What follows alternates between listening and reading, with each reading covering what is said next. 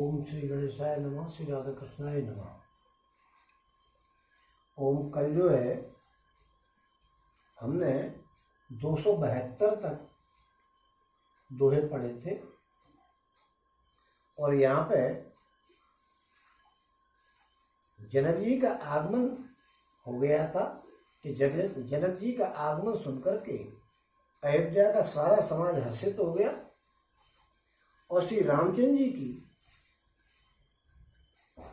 जी को बड़ा संकोच हुआ कि ये क्या फजीता पड़ गया। अभी मैं इनको जाने की कह रहा था कि जाओ और अब दूसरे और आ गए। और देवराज इंद्र तो विशेष रूप से सोच के बस में हो गए कि कहीं अब आकर के विदेह जी ने कह दी कि चलो तो इन्हें चलना नहीं पड़ जाएंगे। तो ये कल हम यहाँ पर पहुंच गए थे। और सुनत जनक आगमनु सब हर्ष अवध समाज रघुनंदन है सकोच बड़ सोच विवश सुरराज। ओम करे गिलान कुटिल के ही काहे कह के दूषण दे ही असमन आने मुदित नर नारी भय बहोर रहव दिनचारी। ओम जनक जी का आगमन सुन करके राम जी संकोच में पड़ गए। अयोध्या के जितने लोग आए हुए तो वो सब आनंद में भर गए। आहा आनंद हो गया, अब तो कुछ दिन और रुकने का मौका मिलेगा। राम जी जो संकोच में पड़ गए कि मैं इनको ही कह रहा था कि जाओ भैया, अब ये और रुकने का व्यवस्था बनी, अब ये और आ गया, खर्चा और बढ़ गया। और इंद्र जो है सुरराज, देवताओं के राजा जो है, वो इसलिए परेशान हो गए कि यार कहीं ऐसा नहीं हो जनक जी कह के लौट के चलो और राम जी लौट के चले जाए। और कुटिल केकई मन ही मन ग्लानि से गली जा रही है। केकई ने देखी कि ओफो बात ससुराल तक पहुंच गई, फजीता पड़ गया। केकई का तो दिमाग बिल्कुल खराब हो गया कि ये क्या हो गया। अब तो बदनामी चारों तरफ हो रही, ससुराल तक के लोगों को पता लग गया कि साहब उसने ऐसा कर दिया। ओम किससे कहे और किसको दोष दे रहे। और सब नर नारी मन में ऐसा विचार करके प्रसन्न हो रहे हैं कि कुछ दिन और रहना, अब तो आराम से हो गया। और ए प्रकार गत बासर सो प्रात नहान लाग सब को कर मज्जन पूजय नर नारी गणप गौर त्रिपुरार तमारी। और इस प्रकार वह दिन में दिन बीत गया और दूसरे दिन प्रातः काल सब कोई स्नान करने लग गए। और स्नान करके सब नर नारी श्री गणेश जी, गौरी जी और महादेव जी और सूर्य भगवान की पूजा करने लग गए। और रमा रमन पद बंदे बहोरी बिन वह अंजलि अंचल जोरी राजा राम जानकी रानी आनंद अवध अवध राजधानी। ओम फिर लक्ष्मण जी, फिर लक्ष्मीपति सौंपी भगवान विष्णु के चरणों की वंदना करके और दोनों हाथ जोड़ करके और आंचल पसार करके और विनती करते हैं कि श्री रामचंद्र जी राजा हो, जानकी जी रानी हो तथा राजधानी अयोध्या आनंद की सीमा होकर के। और सुबह सुबह सो फिर सहित समाजा भरत है राम करहु जो राजा सुख सुधार सींच सब काहू देव देव जग जीवन लाहू। तुम गुरु समाज भाई सहित राम राज पर हो अछत राम राजा अवध मरिय माग सबको। ओम फिर समाज सहित सुखपूर्वक आराम से वहां रहे और श्री रामचंद्र जी भरत जी को युवराज बनाए। हे देव, इस सुखरूपी अमृत से सींच करके और सब किसी को जगत में जीने का लाभ दीजिए। भगवान से कह रहे कि हे भगवान ऐसा करा दो कि राम जी तो राजा बने और जानकी जी जो है वो रानी बने और युवराज बने भरत जी। इससे आनंद पूर्वक हम लोगों का जीवन कटे, ऐसा करवा दो। और गुरु समाज और भाइयों समेत श्री रामचंद्र जी का राज्य अवधपुर में हो तथा श्री रामचंद्र जी के राजा रहते ही हम लोग अयोध्या में मरे, ऐसे सब कोई भगवान से दुआ कर रहे हैं। और सुन संदेह में पुरजन बानी निंदे जोग विरत मुनि ज्ञानी अविद नित्य करम करे पुरजन प्रणाम है करे प्रणाम पुलकितम। ओम अयोध्या वासियों की प्रेम बड़ी वाणी सुनकर के ज्ञानी मुनि भी अपने योग और वैराग्य की निंदा करते हैं। जो वहां पर ऋषि लोग रहते थे, ऋषि मुनि वगैरह, वो कहते हैं यार हमारा क्या जीवन है, देखो राम जी के लिए ये तो मरे जा रहे हैं, इनके है जीवन धन्य। तो अवधवासी इस प्रकार नित्य कर्म करके श्री राम जी को पुलकित शरीर होकर के प्रणाम करते हैं। तुम ऊंच नीच मध्यम नर नारी लहें दरस निज अनुहारी सावधान सब ही सनमान है सकल सराहत कृपा निधाने। और लड़काए ते रघुवर वाणी पालत नीत प्रीत पहचानी सील सकोच सिंधु रघुराऊ समुख सुलोचन सरल सोहाऊ। और ऊंच और नीच और मध्यम श्रेणी, सभी श्रेणियों के स्त्री और पुरुष अपने अपने भाव के अनुसार श्री रामचंद्र जी का दर्शन कर रहे हैं। श्री रामचंद्र जी सावधानी के साथ सबका सम्मान कर रहे हैं और सभी कृपा निधान श्री रामचंद्र जी की सराहना करते हैं। देखिए जातिवाद उस समय भी चलता था, ऐसा नहीं है कि उस समय जातिवाद नहीं था। ऊंच और नीच की बात वहां भी कही गई है। गुहा के बारे में बताया गया था कि इसकी परछाई भी पड़ जाए तो स्नान करना पड़ेगा। तो इसका मतलब ऊंच नीच जाति प्रथा वहां से ही चालू है, त्रेता युग से। और श्री रामचंद्र जी की लड़कपन से ही ये बान है कि वे प्रेम को पहचान करके नीति का पालन करते हैं। राम जी का शुरू से ही ये सिद्धांत है। ओम श्री रघुनाथ जी शील और संकोच के समुद्र हैं। वे सुंदर मुख के और सरल स्वभाव की हैं। ओम कहत राम गुण गण अनुरागे सब निज भाग सराहन लागे। हम सब पुण्य पुंज जग थोरे जिन्हि राम जानत कर मोरे। हम प्रेम मगन ते समय सब सुने आवत में तिलेश सहित सभा संभ्रंश उठेऊ रविकुल कमल दिनेश। उन श्री रामचंद्र जी के गुण समूहों को कहते कहते सब लोग प्रेम में भर गए और अपने भाग्य की सराहना करने लगे कि जगत में हमारे समान पुण्यदायक कौन हो सकता है और पूंजी वाला किसके कौन हो सकता है। और जिन्हें श्री रामचंद्र जी अपना करके जानते हैं और उस समय लोग प्रेम में मगन हैं। इतने में ही मिथिलापति जनक जी को आते हुए सुनकर के सूर्य कुल्लूपी कमल के सूर्य श्री रामचंद्र जी सभा सहित आदर पूर्वक जल्दी से उठ करके और खड़े हो गए। आ गए भैया जनक जी। ओम भाई सचिव गुरुपुर जन साता आगे गवन कीन रघुनाथा गिर मर दीख जनक पति जब ही कर प्रणाम रथ त्याग उत वही। ओम भाई मंत्री गुरु और प्रवासियों को साथ लेकर के श्री रघुनाथ जी आगे चले। ओम जनक जी ने जो ही पर्वत श्रेष्ठ कामाद नाथ को देखा तो ही प्रणाम करके उन्होंने रथ छोड़ दिया और पैदल चलने लग गए। और राम दरस लाल साहु चाहू पथ श्रवण कलेसु न काहू मन तह जह रघुवर वै देहि बिनु मन तन दुख सुख सुध के ही। ओम श्री रामचंद्र जी के दर्शन की लालसा और उत्साह के कारण किसी को रास्ते में थकावट तो हुई नहीं, कोई कलेश नहीं हो, कोई परेशानी नहीं। ध्यान तो वहां था ना, वो मन तो वहां है जहां श्री रामचंद्र जी और जानकी जी हैं। बिना मन के शरीर सुख और दुख की सुख किसको हो सकती है? बिना मन के शरीर तो मरा हुआ का समान है। मन जहां चला गया वही है, फिर सुख और दुख किसको मिलेगा?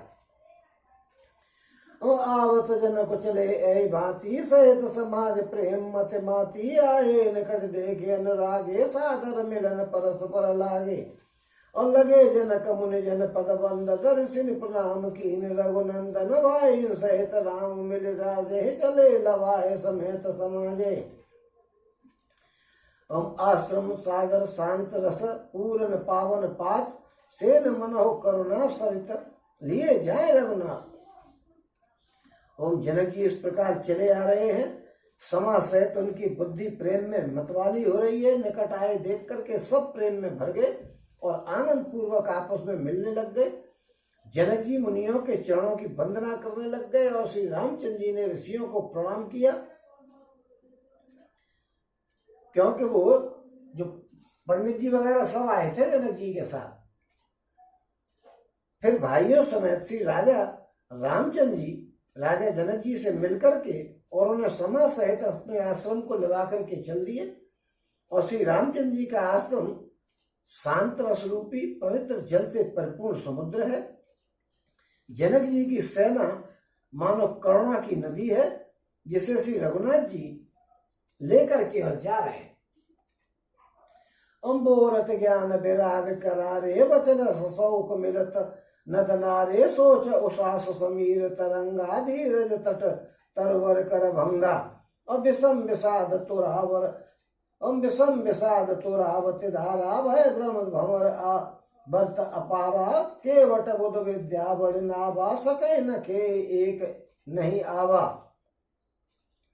ओम करुणा नदी की, करुणा की जो नदी है ज्ञान वैराग्य रूपी किनारों को डुबोती जा रही है, यानी ज्ञान और वैराग्य खत्म होता जा रहा है। सब कुछ खत्म राम जी से मिलने के बाद। ओम शोक भरे वचन नद नाले हैं जो इस नदी में मिले हुए हैं, और सोच की लंबी सांसें ही वायु के झकोरों के से उठने वाली तरंगे हैं जो धैर्य रूपी किनारे के उत्तम वृक्षों को तोड़ रही है। ओम भयानक विषाद ही उस नदी की तेज धारा है, भय और भ्रम ही उसके असंख्य भंवर और चक्र है। विद्वान मल्ला है, विद्या ही बड़ी नाव है, परंतु वे उसे खे नहीं सकते हैं। किसी को उसकी अटकल ही आती नहीं है कि कैसे खे उस नाव को, किसी को उस समय को टाला नहीं जा रहा। बंचर कोल के रात विचारे थके विलो के पति के हारे आश्रम उदक मिली जब जाई मन होठे अम्बुद अकुलाई शोक विकल दो राज समाजा रहा न ज्ञान न धीरज लाजा भूप रूप गुणशील सराही रोवे शोक सिंधु अवगाही। ओम अवगाही शोक समुद्र सोचे नारी नर व्याकुल महा दे दोष दस सकल सरोस बोले बाम विद कीन्यो कहा। ओम सुर सिद्ध तामस जोग जन मुनि देख दशा विदेह की तुलसी न समर्थ को तो तरे सके सरित स्नेह की। ओम किए अमित उपदेश जहत लोगन मुनि बरन धीरज धरिय नरेश कहो वशिष्ठ विदेह सन। ओम वन में विचरने वाले बेचारे कोल के रात ही यात्री है जो उस नदी को देख करके हृदय में हार करके थक गए हैं। यह करुणा नदी जब आश्रम समुद्र में जाकर के मिली तो मानो वो समुद्र अकुला उठा।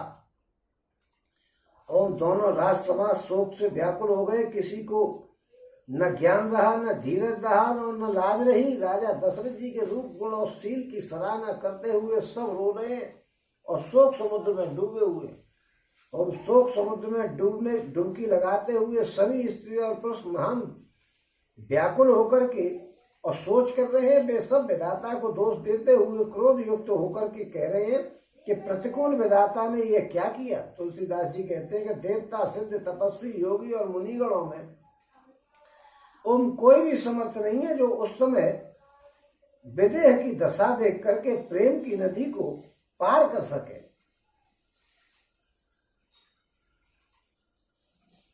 जहां तहां श्रेष्ठ मुनियों ने लोगों को अपरिमित उपदेश दिए और वशिष्ठ जी ने विदेह से कहा, हे राजन आप धैर्य को धारण कीजिए, आप धैर्य को खो बैठे हो महाराज, क्या कर रहे। और जस ज्ञान रवि भव निशनासा वचन किरत मुनि कमल विकास आते कि मोह ममता निहराई ऐसी राम स्नेह बढ़ाई। और जिन राजा जनक जी का ज्ञान रूपी सूर्य भवरूपी रात्रि का नाश कर देता है और जिनकी वचन रूपी किरणें मुनि रूपी कमलों को खिला देती हैं, क्या मोह और ममता उनके निकट भी आ सकता है। यह तो श्री रामचंद्र जी के प्रेम की महिमा है। राजा जनक जी की यह दशा श्री सीता और राम जी के अलौकिक प्रेम के कारण हुई, लौकिक मोह ममता के कारण नहीं हुई। जो लौकिक मोह ममता को पार कर चुके हैं उन पर भी श्री सीता और राम जी का प्रेम अपना प्रभाव दिखाए बिना रहता नहीं है। ओम विषयी साधक सिद्ध से नेत्र विद जीव जग वेद बखाने राम सने सरस मन जासु साधु स्वभाव आदर तासु सोहन राम प्रेम बिनु ज्ञानु कर दान करण दान बिनु जीवन जिम जल जानु। ओम सोहन राम प्रेम बिनु ज्ञानु करण धार बिनु जिम जल जानु मुनि बहुविध विदेह समुझाए राम घाट सब लोग नहाए। उन विषयी साधक और ज्ञानवान सिद्ध पुरुष जगत में ये 3 प्रकार के जीव वेदों ने बताए हैं। कौन से होते हैं? एक तो विषयी होता है, एक साधक होता है जो लगा हुआ है साधना में, जैसे ज्ञान प्राप्त अभी पूरा नहीं हुआ है, साधना में लगा हुआ प्रयास कर रहा है, और एक ज्ञानवान जैसे ज्ञानवान जो सिद्ध हो गया हो ज्ञान प्राप्त करके। 3 प्रकार के जगत में लोग बताए हैं वेदों में। और इन तीनों में जिसका चित्त श्री राम जी के स्नेह से सराबोर रहता है, साधुओं की सभा में उसी का बड़ा आदर होता है। सराबोर यानी बिल्कुल डूब के नहले हुए, उसको सराबोर कहते। ये नहीं कि 1 लोटा पानी डाला तो शरीर पर कहीं पड़ा कहीं नहीं पड़ा और नहा ही लिए। सराबोर डुबकी लग लग करके नहाने वाले को कहते हैं सराबोर, बिल्कुल तर हो जाए। और श्री राम जी के प्रेम के बिना ज्ञान शोभा नहीं देता है। जैसे कर्णधार के बिना जहाज शोभा नहीं देगा, जहाज बेकार है जब चलाने वाला ही नहीं है। तो ऐसे ही अब आपको ज्ञान राम जी के साथ प्रेम नहीं है तो आपका ज्ञान बेकार। ओम वशिष्ठ जी ने विदेह राज को बहुत प्रकार से समझाया। तदनंतर सब लोगों ने श्री रामचंद्र जी के घाट पर स्नान किया और सकल शोक संकुल नर नारी शोभा सरवीत बिनवारी पग खग मृगन कीन आहारू प्रिय परिजन कर कौन विचारू। हम 2 समाज में राजू रघुराज नहाने प्रात बैठे सब बिटप तर मन मलिन कृष गात। और स्त्री और पुरुष सब शोक से पूर्ण थे। वो दिन बिना ही जल के बीत गया। पशु और पक्षी और हिरणों तक ने कुछ आहार नहीं किया। तब प्रियजनों एवं कुटुंबियों का तो विचार करना ही बेकार है। पशुओं ने भी कोई आहार नहीं किया तो फिर परिवार के लोगों का और गांव के लोगों के खाने पीने की तो बात ही छोड़ो। और निमिराज जनक जी और रघुनाथ जी श्री रामचंद्र जी दोनों ओर के समाज ने दूसरे दिन सवेरे स्नान किया और सब बड़ के वृक्ष के नीचे जा बैठे। सबके मन उदास हो गए और शरीर दुबले हो गए। देखिए ये निमिराज कह करके संबोधित किया है। वैसे मेरे ख्याल से मैं पहले बता चुका हूं कि ये निमिराज कौन थे, इनके वंशज थे। और विदेह शब्द का प्रयोग इसीलिए किया गया कि जिस समय निमि जो थे वो एक कथा करा रहे थे। उन्होंने कि यज्ञ होना है साहब हमारा, तो उनकी वशिष्ठ जी से उन्होंने कहा मैं दोबारा बता देता हूँ, अगर पहले बताया नहीं हो तो और बता दिया हो तो भी उसमें थोड़ा सा ऐड हो जाएगा कि निमिराज ने जो है पंडित जी वशिष्ठ जी से ये कहा कि भाई हमारे जो यज्ञ होना है या कथा होनी है भगवान की, और आप आकर के कथा कर दो। वशिष्ठ जी बोले कि भाई मेरे पास तो इंद्र ने बहुत रखा है, उस दिन आप जिस दिन कह रहे हो मेरे टाइम का बड़ा सवाल है। निमि जी ने कही कि भाई वशिष्ठ जी मेरे टाइम का सवाल, मैं तो टाइम फिक्स कर चुका हूँ, सब रिश्तेदार वगैरह को बुला चुका हूँ और भी पंडितों को बुला चुका हूँ। बोले भाई मैं इंद्र का कराने जा रहा हूँ। बोले साहब मैं किसी दूसरे से करा लूं। अब पंडित जी के मन में मोह आया कि इसके पैसे चले जाएंगे किसी और पे। बोले नहीं भाई किसी और पे मत कराए, मैं इंद्र का जल्दी काम खत्म करा के और आ जाऊंगा। क्योंकि जल्दी कराने का विधान ब्राह्मणों पर होता है पंडित जी महाराज पे। क्योंकि आपको नवग्रह के पूजन कराना है तो नवग्रह के 9 मंत्र बोलो, भगवान जी का पहले आह्वान करो और फिर उनका विसर्जन करो तो 18 मंत्र हो जाएंगे। और नवग्रह का एक ही मंत्र होता है, एक बोला और नवग्रह का पूजन हो गया तो वो शॉर्ट एंड भी चल जाता है। उन्होंने कहा मैं उसका काम जल्दी करा के आ जाऊंगा। क्या साहब देख लो मेरा टाइम पूरा फिक्स है। और नहीं आप कहो तो मैं दूसरे से करा लो। पंडित जी कैसा किसी अपने ग्राहक को दूसरे पे चला जाने दे। अब इंद्र का काम करा करके पंडित जी ने थोड़ी जल्दी भी करी, वहां इंद्र के यहाँ करा करके आए, जब तक निमि ने देखा कि यार लेट हो गए पंडित जी, 1 घंटा लेट हो गए। अब सब कहने लगे अरे बच्चे भूखे, घर में क्या हुआ, कथा हो रही है कि नहीं हो रही है। बच्चे रोने लग गए कि हम भूखे भूखे भूखे। जनरली होता ही है आदमी के घर में कि जल्दी करो। कोई कहने लगा मुझे टाइम से सर्विस पे जाना है सर, और देर हो रही है, पंडित जी अभी तक नहीं आए। तो निमि जी ने दूसरे पंडित जी बुला करके और अपनी कथा करा ली। पंडित जी दूसरे वाले कथा कर रहे थे, उसी समय वशिष्ठ जी आए कि भाई मुझे तो ज्ञान पैसा मिलना ही चाहिए, दोनों जगह कथा करने का, एक दिन में 2 लाभ हो जाएंगे। थोड़ा सा मोह तो होता ही है पैसे से। वशिष्ठ जी ने देखा कि इसने दूसरे से कथा करा ली, तो फौरन वशिष्ठ जी ने साथ दे दिया निमि को, गया तो इसी समय खत्म हो जा। निमि जी बोले भाई मेरी कोई गलती नहीं, तुमने कही थी 9 बजे तक आ जाऊंगा, तुम 11 बजे तक नहीं आए, तो मैं दूसरे पे कराता नहीं, मेरी कोई गलती नहीं। उन्होंने कहा तुम भी मर जाओ, उन्होंने भी साथ दे दिया, दोनों खत्म हो गए। अब जब दोनों खत्म हो गए तो अब राज्य कौन करे।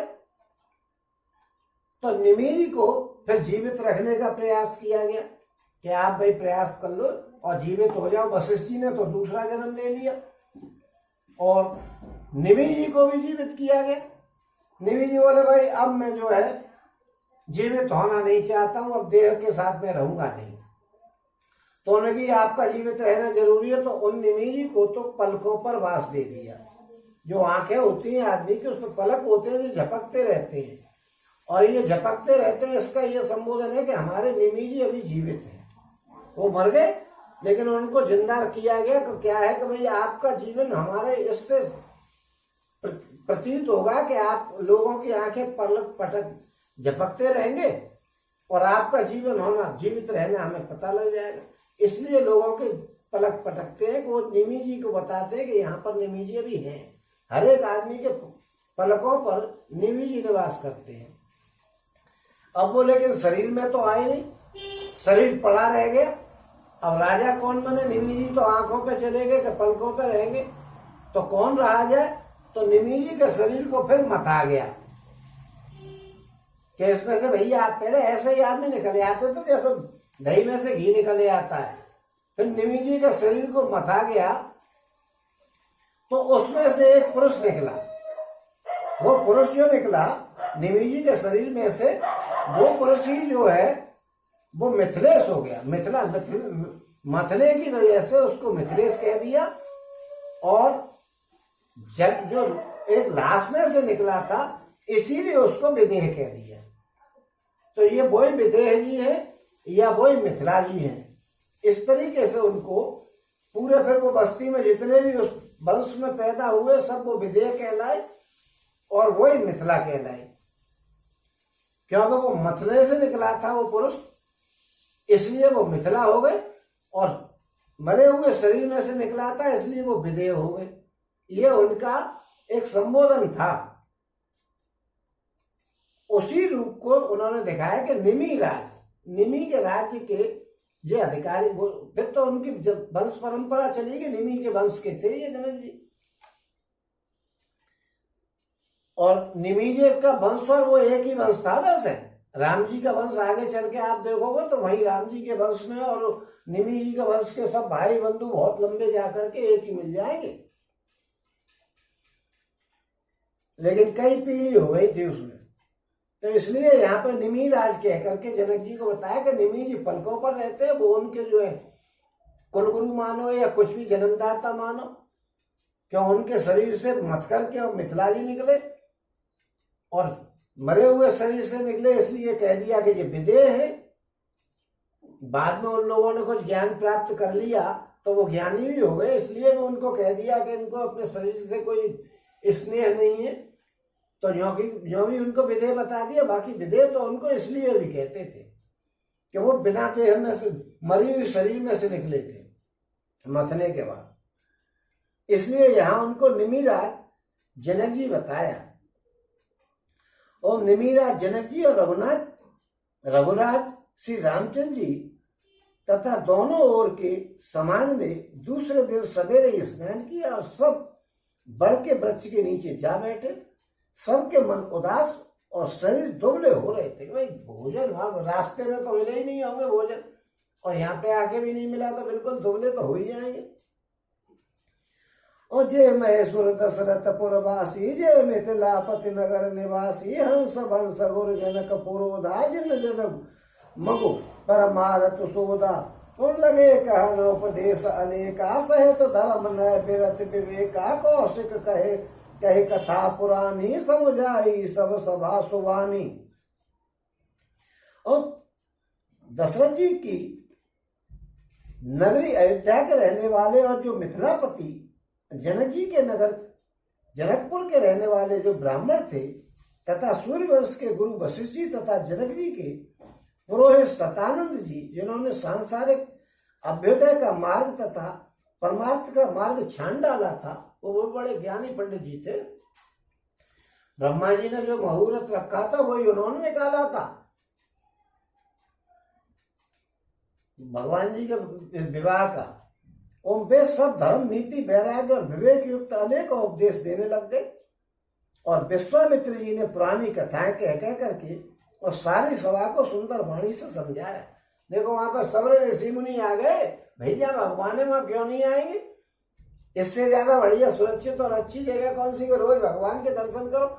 यहाँ लोग मरे जा रहे हैं, भगवान के दर्शन हो जाए। और किसी किसी तो मंदिर में भी भगवान के दर्शन नहीं होते। जाकर के बिहारी जी में देखो, आपको दर्शन होने से पहले ये लगेगी कि दम निकली कि इतनी भीड़ होती है, वहां घुसा तक नहीं जाता, एंट्री बंद है। क्या करें, इतनी भीड़ में महिलाएं तो जा नहीं सकती उसमें। जो गिर गया वो तो जिंदा ही नहीं रहेगा। जब बिहारी जी के मंदिर में यहाँ भी रहो, वो तो साक्षात, हालांकि साक्षात बिहारी जी भी साक्षात ही भगवान है। बिहारी जी को आप ये मत समझना कि वो कोई मूर्ति है, वो साक्षात भगवान है। लेकिन वो परमानेंट रोज के ब्राह्मण भगवान थे। बिहारी जी में तो कोई एक दिन के लिए आएगा, दर्शन करेगा, घर चला जाएगा, वो तो वहीं रह जाते हैं। भगवान के रोज दर्शन करो। तो वहां पे विश्वामित्र वगैरह सब आ गए थे, विश्वामित्र जी वगैरह। उन्होंने वहां कह करके पुरानी कथाएं और इतिहास कह करके सारी सभा को सुंदर वाणी से समझाया। हमारी तरह घास नहीं काटी, सब बात उन्होंने समझाई। हम तो घास काट रहे हैं, समझा क्या रहे। और तब श्री रघुनाथ जी ने विश्वामित्र जी से कहा कि हे नाथ, कल सब लोग बिना जल के ही रह गए थे, आज तो कुछ व्यवस्था इनकी खाने पीने की करवाई दो। और विश्वामित्र जी ने कहा कि श्री रघुनाथ जी उचित ही कह रहे हैं। 2.5 पहर दिन आज भी बीत गया है, यानी 12 और 1.5, 2:30 बज गया। 12 बजे तक 2 पहर हो जाते हैं, और 2 प्रहर होने के बाद में 1.5 घंटा और लग गया, क्योंकि 3 घंटे का एक प्रहर होता है। और दिन में 4 प्रहर होते हैं और रात में 4 प्रहर होते हैं, 3-3 घंटे के। तो 2.5 घंटा, 2.5 प्रहर तो आज भी निकल गया। तो 12 से 1.5 आधा घंटा, 1.5 घंटा और, तो उनको 1.5 तो आज भी बज गया। रोटी नसीब नहीं हुई है। और इसे रुक लखिन कहते हर ते राजू, और यहाँ उचित नहीं असन अनाजू, और कहाँ भूप भल सभय सुहाना, पाए रजाए सु चले नहाना। उनते अवसर फल फूल दल, मूल अनेक प्रकार, लय आए बन चर विपुल, भर भर कांवर भार। ओम विश्वामित्र जी का रूप देख करके तिरहुत राज जनक जी ने कहा, तिरहुत राज, तिरहुत राज क्या है भैया? ससुराल पक्ष के जो आदमी थे,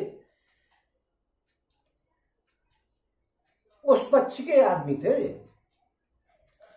जनक जी ने कहा यहां अन्न खाना उचित नहीं है, क्योंकि भाई वो लड़की वाले हैं ना, इसलिए।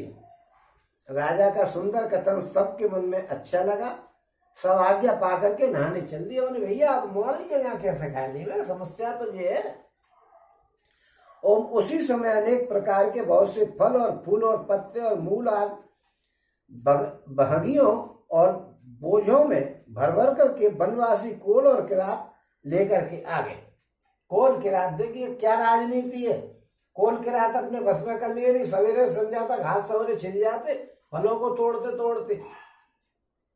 लेकिन वहां पे क्या है कि खाने की जब जरूरत पड़ रही है तभी कोल किरात लेकर के आ गए, तो कोई दिक्कत ही नहीं।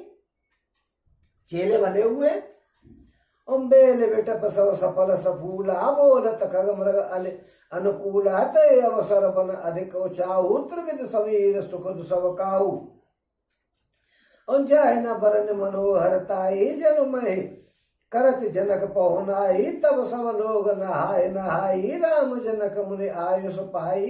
देख देख तरवर अनुरागे जह तह पुरजन उतरन लागे दल फल मंद मूल कंद विदिनाना पावन सुंदर सुधा समाना। ओम बेले और वृक्ष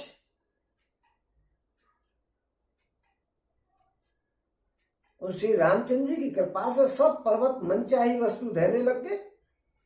वे देखने मात्र से ही दुखों को सर्वदा हर लेते थे। ऐसा मौसम हो गया कि आपका दुख बिल्कुल ही गायब हो जाए। और वहां के तालाबों, नदियों, वन और पृथ्वी के सभी भागों में मानो आनंद और प्रेम उमड़ रहा हो। और बेलें वृक्ष सभी फल और फूलों से युक्त हो गए। राम जी ने जरा इशारा कर दिया कि लड़की के यहाँ का नहीं खाओगे तो वन का तो खाओगे, वन का मेरे पिताजी का है। ओम पक्षी, पशु और भौरे अनुकूल बोलने लग गए। उस अवसर पर वन में बहुत प्रकार का आनंद था। सब किसी को सुख देने वाली है। 3 प्रकार की वायु चल रही थी, शीतल, मंद और सुगंधित। ओम वन की मनोहरता वर्णन नहीं की जा सकती थी, मानो पृथ्वी जनक जी की पहुनाई कर रही हो। ओम तब जनकपुरवासी सब लोग नहा नहा करके श्री रामचंद्र जी, जनक जी और मुनि की आज्ञा पाकर के सुंदर वृक्षों को देख देख करके प्रेम में भर भर करके जहां तहां उतरने लग गए, यानी अपना निवास स्थान बना लिया। ओम पवित्र, सुंदर और अमृत के समान स्वादिष्ट अनेकों प्रकार के पत्ते, फल और मूल और कंदमूल वगैरह उस सागर सब कह राम गुरु पठे भरे भरे बार पूज पितर सुर अतिथि गुरु लगे करन फला।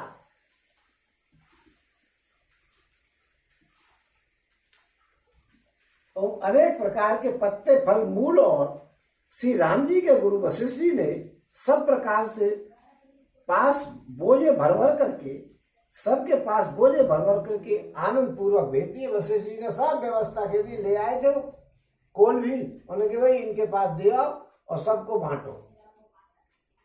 ओम तब वे पितर, देवता, अतिथि और गुरु की पूजा करके और फलाहार करने लग गए। देखिए आपको भोजन करना है तो क्या है, पूज पितर सुर अतिथि गुरु लगे करन फलाहार। पितर, देवता, अतिथि और गुरु, इनको खिला खिला करके और पूजने लग गए। ये जो है अतिथि और गुरु भी शामिल है उसमें। देवता, ऋषि, पितर, मनुष्य और प्राणी के अलावा गुरु और अतिथि का भी स्वागत भोजन लगा करके। और भगवान जी, एक तो भगवान जी कि भगवान जी भोग लगाओ, सभी माताओं भोग लगाओ, और फिर सभी देवता भोग लगाओ। तो देवता, ऋषि, पितर, मनुष्य और प्राणी 5 तो जो हो गए, भगवान जी हो गए और सभी माताएं हो गई, 7 हो गए, और अतिथि और गुरु हो गए। 9 आदमियों को भोजन लगाने के बाद आपको भोजन करने का अधिकार बनता है भाई साहब, कायदे में। विधि बासर बीते चारी राम नरक नर नार सुकारी दुई समाज असुरुच मन माही बिन श्री राम फिर भल नाही। और सीता राम संग बनवासु कोटे अमरपुर सरस सुपासु पर हरे लखन राम बहते ही जय घर भाव बाम विदते ही। दाहिने दहे होए समझ वही राम समीप बसे बन तब ही मंदाकिनी मंजनु त्यो काला राम दरस मुद मंगल माला। तो अटल राम गिर बनता पसथल असन अमीय समकंद मूल फल सुख समेत संबत द्विसाता सात फल सम होए न जाता। तो ऐसुख जोग न लोग सब कहे कहाँ अस भाग सहज सुभाय समाज दुई राम चरण अनुराग। ओम इस प्रकार 4 दिन बीत गए। लो साहब, अयोध्या वासियों को राम जी जब ही लौटा रहे थे, यहाँ तो 4 दिन हो गए। आनंद आ गया अयोध्या वालों को कि यार जनक जी घूम आए, अपने 4 दिन और बढ़ गए। ओम इस प्रकार 4 दिन बीत गए। श्री रामचंद्र जी को देख करके सभी नर नारी सुखी है। दोनों समाजों के मन में ऐसी इच्छा है कि श्री सीता और राम जी के बिना लौटना अच्छी बात नहीं है। ओम श्री सीता और राम जी के साथ वन में रहना करोड़ों देवलोगों के समान है। श्री लक्ष्मण जी, सीता जी और श्री जानकी जी को छोड़कर के किसको घर जाना अच्छा लगता है? केवल उसी को घर अच्छा लगेगा जाना जो विधाता का, जिसका विधाता उल्टा पड़ गया हो। और जब देव सबके अनुकूल हो तभी श्री रामचंद्र जी के पास वन में निवास हो सकता है। मंदाकिनी जी का तीनों समय स्नान और आनंद तथा मंगलों की खान रूप श्री रामचंद्र जी का दर्शन, श्री राम जी के पवित्र वन और तपस्वियों के स्थानों में घूमना और अमृत के समान कंद मूल फलों का भोजन 14 वर्ष सुख के साथ पल के समान हो जाएंगे। जाते हुए पता ही नहीं लगेगा। ऐसे आनंद का जीवन यहीं पर रह जाओ ही मत ही कहीं। और सब लोग कह रहे हैं कि हम इस सुख के योग्य नहीं है, हमारे ऐसे भाग्य कहाँ हैं। दोनों समाजों का श्री रामचंद्र जी के चरणों में सहज स्वभाव ही प्रेम है, सहज स्वभाव से ही प्रेम है उनका। विद सकल मनोरथ करही बचन सप्रेम सुनत मन हरही सी मातुते समय पठाई दासी देख सो अवसर आई। और इस प्रकार सब मनोरथ कर रहे हैं। उनके प्रेम युक्त वचन सुनते ही मनों को हर लेते हैं। उसी समय सीता जी की माता सुनैना जी की भेजी हुई दासियां सुंदर अवसर देख करके आई और सब काश सुनि सब सिय सासु आयो जनक राज निवासु कौशल्या सादर्शन मानी आसन दिए समय सम आनी। और शील सनिय सकल दुई ओरा द्रवहि देख सुनि कुलिस कटोरा पुलक तिल तन बार बिलोचन मन नख लिखन लगी सब सोचन। और सब सिय राम प्रीत के से मूरत जन करुणा बहु बेस बेसूरत। और श्री मातु कहे विद बुद्ध बाकी जो पै फैन फोर पविटा की। ओम ये उनसे यह सुनकर के सीता जी के सब सासुएं इस समय फुर्सत में हैं। जनक राज का रनिवास उनसे मिलने आ गया। जो सब रानियां थी जनकपुर से, जो महिलाएं आई थी, उन्हें देखी कि भाई माता जी जो है सास वगैरह सीता जी की सब फुर्सत में है, तो वो सब मिलने के लिए आ गई कि चलो ऐसे में उनसे मिले आए। भीड़ भड़ाका इधर लोगों का हो रहा है, हम उनसे मिल लेते हैं। ओम कौशल्या जी ने आदर पूर्वक उनका सम्मान किया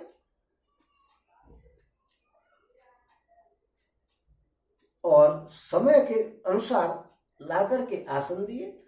दोनों ओर सबके शील और प्रेम को देख करके और सुनकर के कठोर वज्र भी पिघल जाते हैं।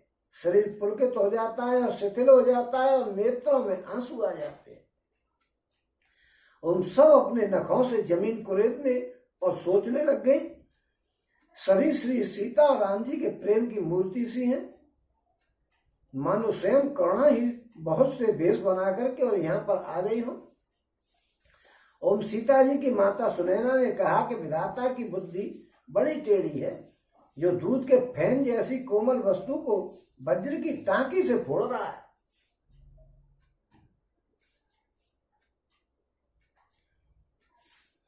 और सुनिए सुधा देखिए गरल सब कर तूत कराल, जह तह काक उलूक बक मानस सतुत मराल। और अमृत केवल सुनने में आता है और विष जहां तहां प्रत्यक्ष देखने में आता है। विधाता की सभी करतूतें भयंकर है। जहां तहां कौवे उल्लू और बगुले ही दिखाई देते हैं, हंस तो एक मानसरोवर में ही दिखाई देता है। यानी बुरा समय हाल आ जाता है। और सुन सोच कह देव सुमित्रा विदि गति बड़ी विपरीत विचित्रा, जो सृज पालय हरय बहुरी बालकेल सम विधिमति भूरी। कौशल्या कह दोष न काहू करम विवश सुख दुख क्षति लाहू कठिन कर्म गति जान विदाता सो जो शुभ अशुभ सकल फल दाता। और यह सुनकर के देवी सुमित्रा जी शोक के साथ कहने लगी कि विधाता की चाल बड़ी विपरीत है और विचित्र है, जो सृष्टि को उत्पन्न करके पालता है और फिर नष्ट कर देता है। और विधाता की बुद्धि बालकों के खेल के समान बिल्कुल विवेक शून्य है, बोली है। ओम कौशल्या जी कहती हैं कि किसी का कोई दोष नहीं है, दुख और सुख, हानि और लाभ सब कर्म के अधीन है। कर्म की गति बड़ी कठिन है, उसको कोई जान नहीं सकता है, उसे विधाता ही जानता है, जो शुभ और अशुभ सभी फलों का देने वाला है। कौशल्या के दोष न काहू कर्म विवश सुख दुख चतलाहू कठिन कर्म गति जान विदाता जो शुभ अशुभ सब फल सकल फलदाता। ओम ईश न जाय शीश समही के उत्पत थिल ओम उत्पत थित लय बेसहु अमी के अदे विमोह बस सोचिय बादी विद प्रपंच अस अचल अनादि।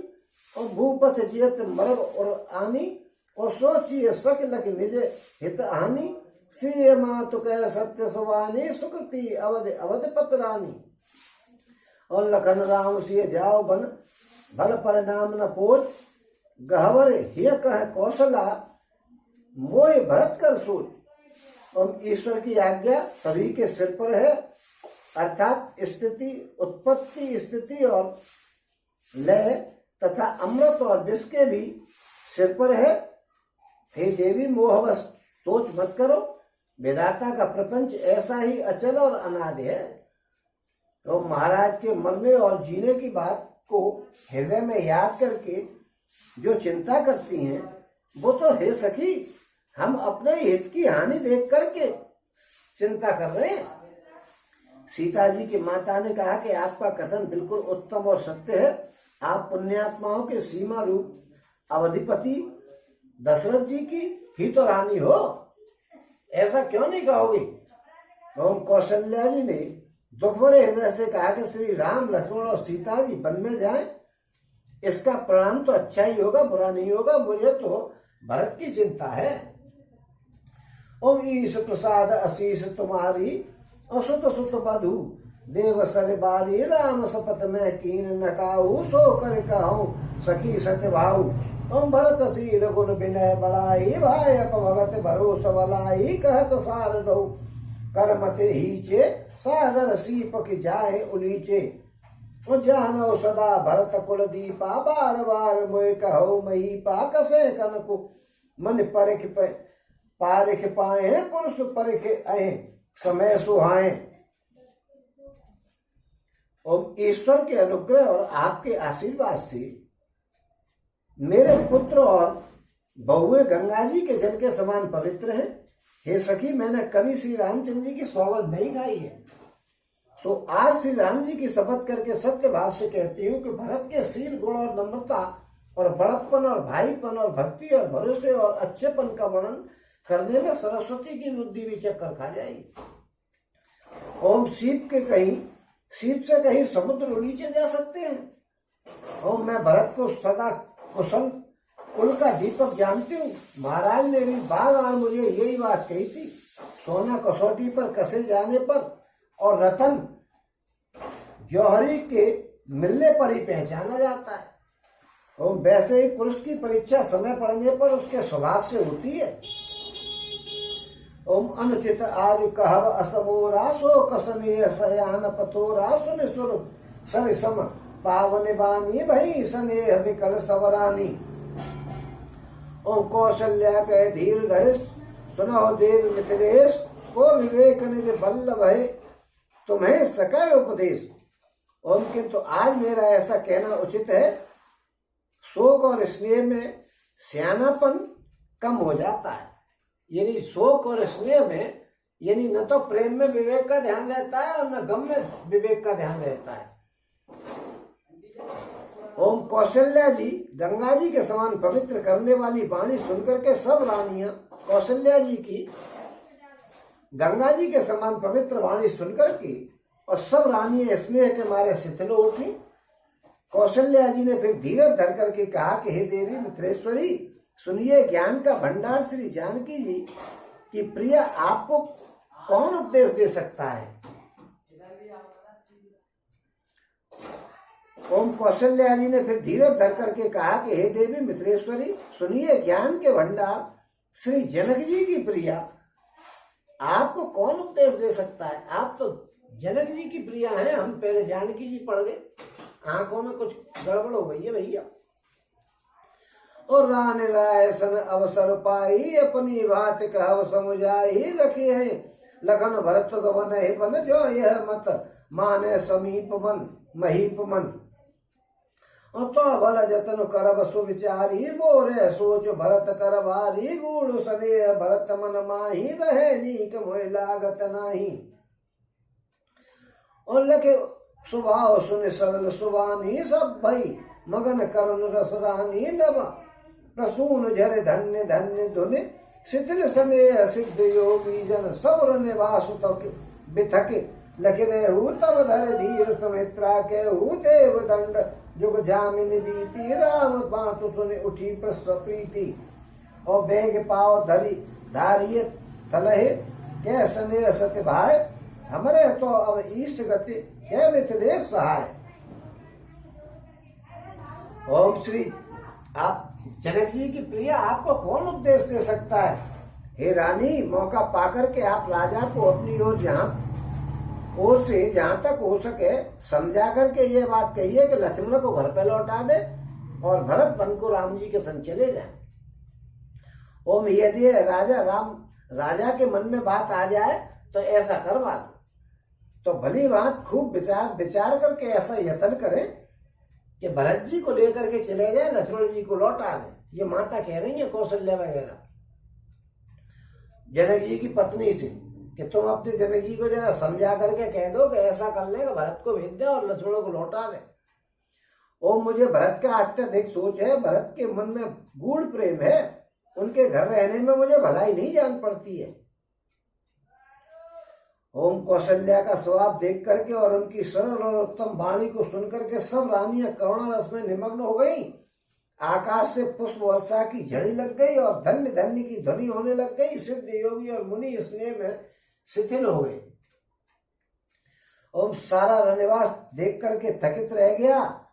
तब सुमित्रा जी ने धीरज धर करके कहा कि हे देवी, 2 घड़ी रात बीत गई है। यह सुनकर के श्री रामचंद्र जी की माता कौशल्या प्रेम पूर्वक उठी और प्रेम सहित सद्भाव से बोले कि अब आप शीघ्र ही डेरे में जाइए, हमारे तो अब ईश्वर ही गति है या फिर मिथिलेश्वर जनक जी ही सहायक है। अब आप भैया सो जाओ, नौकरी उन्होंने। और लख स्नेह सुने बचन विनीता, जनक प्रिया गए पाए पुनीता, देव उचित अस विनय तुम्हारी, दरस धर घर राम महतारी। ओ अपन प्रभु अपने नीचऊ आदर ही, आगिर धूम गिर सिर तनु धर ही, सेवक राव करम मन बानी, सदा सहाय महेशु भवानी। ओम रौरे अंग जोग जगत को है दीप सहाय, के दिन कर सो है राम जाय बन कर सुर काजू, अचल अवधपुर कर है राजू। ओम अमर नाग नर राम बाहुबल, सुख बस है अपने अपने तल, यह सब जाग बल की कह राखा, देव न हो मुधा मुनि भाषा।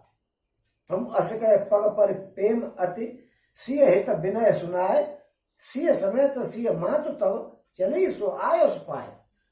ओम कौशल्या जी के प्रेम को देख करके और उनके विनम्र वचनों को सुनकर के जनक जी की प्रिय पत्नी उनके पवित्र चरण को पकड़ लिया।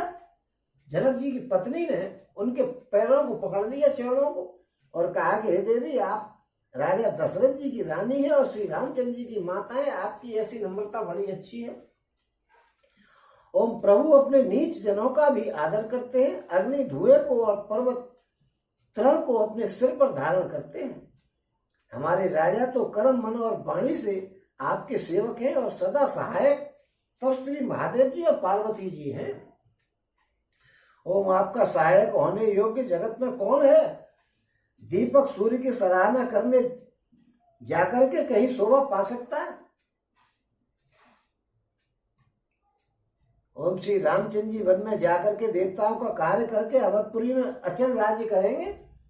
देवता, नाग और मनुष्य सब श्री रामचंद्र जी की भुजाओं के बल पर अपने अपने स्थानों में सुखपूर्वक बसेंगे। यह सब याज्ञवल्क्य मुनि ने पहले ही सब कह दिया है।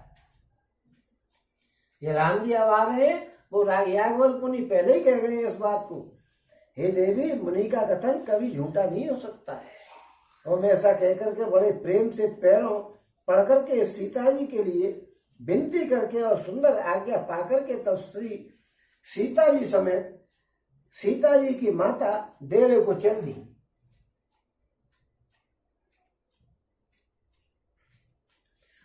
प्रिय परिजन है मिली बैदे ही जो जय जोग भांत ते ही तापस बेस जानकी देखी भाषब विकल विषाद विशेषी। और जनक राम गुरु आय सुपाई चले थल हैसिय देखी आई लीन लाए। और जनक जानकी पाहुन पावन प्रेम पान की। और गेहु अम्बुद अनुरागु भयो भूप मनु मनहु पयागु। सिय स्नेह बट बाण तजोहा तापर राम प्रेम सिय सोहा। और चिरंजीवी मुनि ज्ञान विकल जन बूढ़त लहु बाल अवलंबन मोह मगत। मत नहीं विदेह की महिमा सिय रघुवर स्नेह की। सिय पितु मातु स्नेह बस विकल न सकी संभाल। धर्म सुता धीरज धरऊ समो सुधर्म विचार।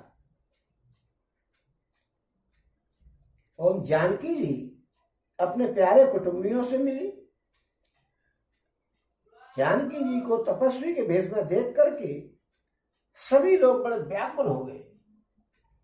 ओम जनक जी श्री रामचंद्र जी के गुरु वशिष्ठ जी की आज्ञा पाकर के डेरे को चले और आकर के उन्होंने सीता जी को देखा।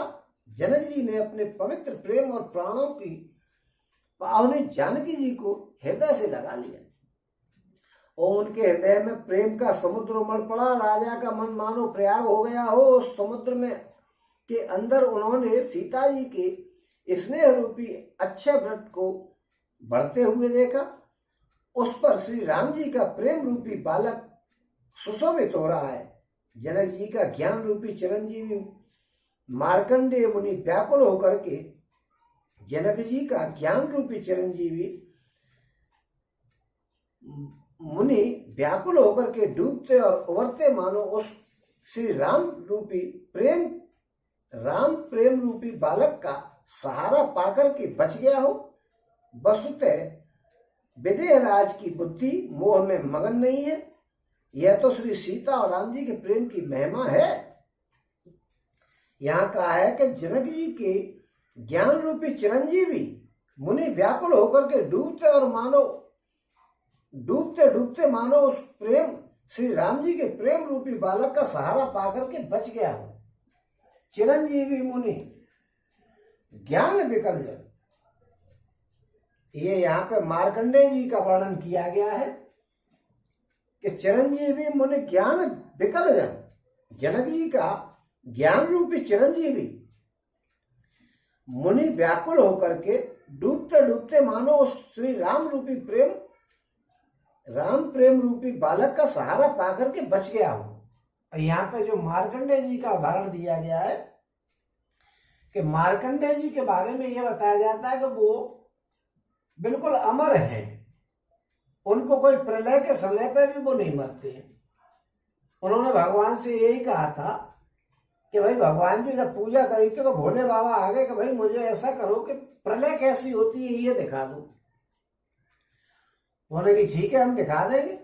तो भोले बाबा तो चले गए, तो प्रलय उनको दिखाई गई। तो उसमें मन में ही सोचते हुए देखा कि बाढ़ सी आ गई, पानी पड़ रहा है बरसों, फिर आग जल रही है, सब कुछ हो रहा है और भयंकर वर्षा में और चारों तरफ पानी पानी हो रहा है। और एक बालक जो है वो पत्ते पर बैठा हुआ है उस बाढ़ में भी, और वो बालक उस पत्ते पर बैठा बैठा ही बच गया। और उसके अंत में आकर के और सारी दुनिया को देख करके वो वहीं के वहीं आ गए।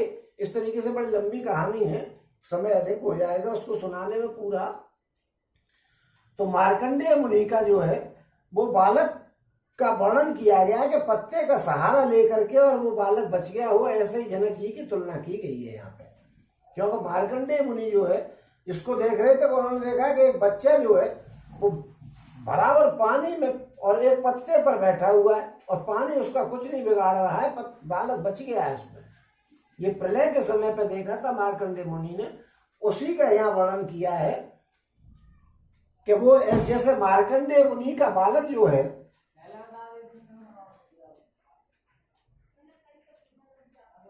मार्कंडेय जी बच गए हो उस प्रलय में भी, उसका यहाँ वर्णन किया गया। जनक जी का ज्ञान रूपी चिरंजीवी मुनि व्याकुल होकर के डूबते डूबते मानो उस राम जी के प्रेम रूपी बालक का सहारा पाकर के और बच गया। क्योंकि उन्होंने देखा कि बच्चा जो है वो पत्ते पे बैठा हुआ और बाढ़ आ रही है, पानी चारों तरफ पानी पानी, लेकिन उस बच्चा बच गया। इसी को उन्होंने वो जो देखा था, उन्होंने भगवान से कहा था कि मुझे प्रलय दिखा दो, तो प्रलय दिखाई थी, उसमें एक बालक भगवान जो है वो पत्ते पे बैठे हुए थे। उसको देख करके मुनि और चकित रह गए कि ये पत्ता पे बैठा हुआ बालक बच गया, ऐसे ही मुनि भी उसमें बच गए और होश में आए तो मालूम पड़ी कि जहाँ बैठे हैं वहीं रह गए। उन्हीं का जिक्र किया गया है यहाँ पे कि जनक जी जो है भगवान के प्रेम को देख करके और जीवित बच गए हो बाढ़ में से, उसमें दुख के बाढ़ में से, और राम जी के प्रेम को देख करके बच गए हो। ओम पिता माता के प्रेम के मारे सीता जी ऐसी विकल हो गई कि अपने को संभाल नहीं सकी। पृथ्वी की कन्या सीता जी ने समय और सुंदर धर्म का विचार करके धैर्य धारण किया। पृथ्वी की कन्या, ये तो सबको ही पता है, तीसरे चौथे किताब में बताया है कि वो घड़ा फोड़ करके और सीता जी निकली थी, और सीता जी के पिताजी के नाम सीरथ दस्ता, वो चीज चला रहे थे, इसलिए हल चलाते थे। उन तापस भेष जनक सिय देखी भय उपेम परितोष विशेषी पुत्र पवित्र की कुल दो सुजस धवल जुग कह सब को, और जित सुर सर की रत सरि तोरी गवन कीन विद अंड करोरी गंग अवन तल तीन बड़े हिरे और ऐ की साधु समाज घनेरे, और पितु कह सत्य सने सुवानी सी ऐसा कुछ मह महु नहु समानी पुण्य पितु माँ तो लीन और लाई सिख आस से दीन सुहाई। और सीता जी को तपस्विनी वेश में देख करके जनक जी को विशेष प्रेम और संतोष हुआ। उन्होंने कहा कि बेटी तूने दोनों कुलों को पवित्र कर दिया, तेरे निर्मल यश का सारा जगत उज्जवल, तेरे निर्मल यश से सारा जगत उज्जवल हो रहा है, ऐसा सब कोई कह रहे हैं। ओम तेरी कीर्ति रूपी नदी देव नदी गंगा जी को भी जीत करके और करोड़ों ब्रह्मांडों में बह करके चल रही है। गंगा जी ने तो पृथ्वी पर 3 ही स्थानों पर को पवित्र किया है, हरिद्वार, प्रयागराज और गंगा सागर। पर तेरी इस कीर्ति नदी ने तो अनेक संत समाज को तीर्थ स्थान बना दिया है। ये जो कीर्ति फैल रही है उसको कह रहे हैं कि जो तो पवित्र करने वाली है तेरी कीर्ति। तो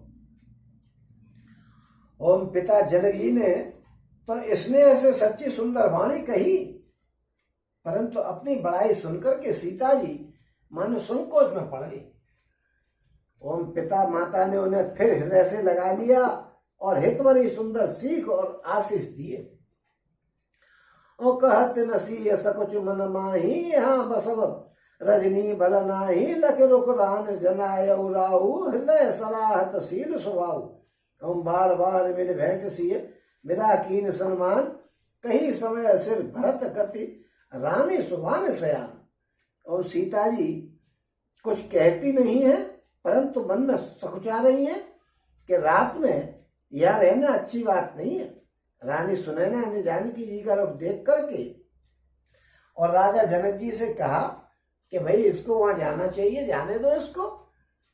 तब दोनों अपने हृदय में सीता जी के शील और स्वभाव की सराहना करने लगे, और राजा रानी ने बार बार मिलकर के और हृदय से लगा करके तथा सम्मान करके सीता जी को विदा किया।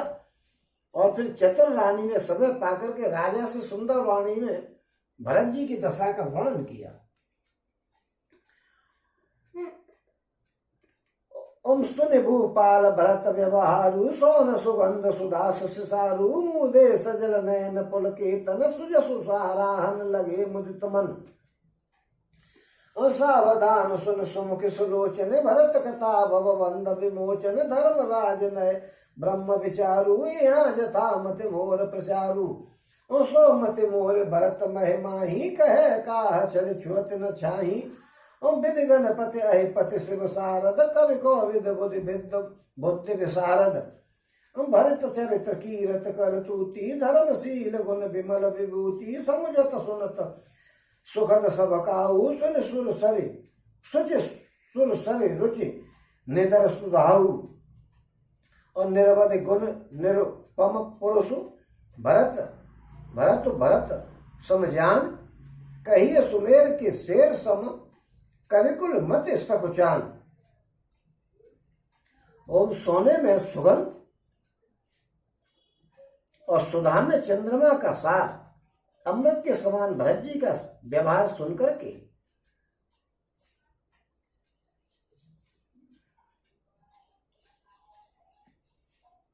अपने जल से भरे नेत्रों को मूंद लिया। वे शरीर से पुलकित हो गए और मन में आनंदित होकर के भरत जी के सुंदर यश की सराहना करने लग गए और बोले कि हे सुमुखी सुनैना सावधान होकर के सुनो। भरत जी की कथा संसार के बंधन से छुड़ाने वाली है। धर्म राजनीति और ब्रह्म विचार इन तीनों विषयों में अपनी बुद्धि के अनुसार मेरी बहुत बुद्धि थोड़ी है। वो मेरी बुद्धि भरत जी की महिमा का वर्णन तो क्या करे, छल करके भी उसकी छाया तक को नहीं छू सकती है। छल करके उसकी छाया तक को नहीं छू सकती है भरत जी की। भरत जी की बड़ाई इतनी करी गई है कि जिसका कोई जवाब नहीं हो। करे उनकी बुद्धि को तो मैं छू ही नहीं सकता हूं।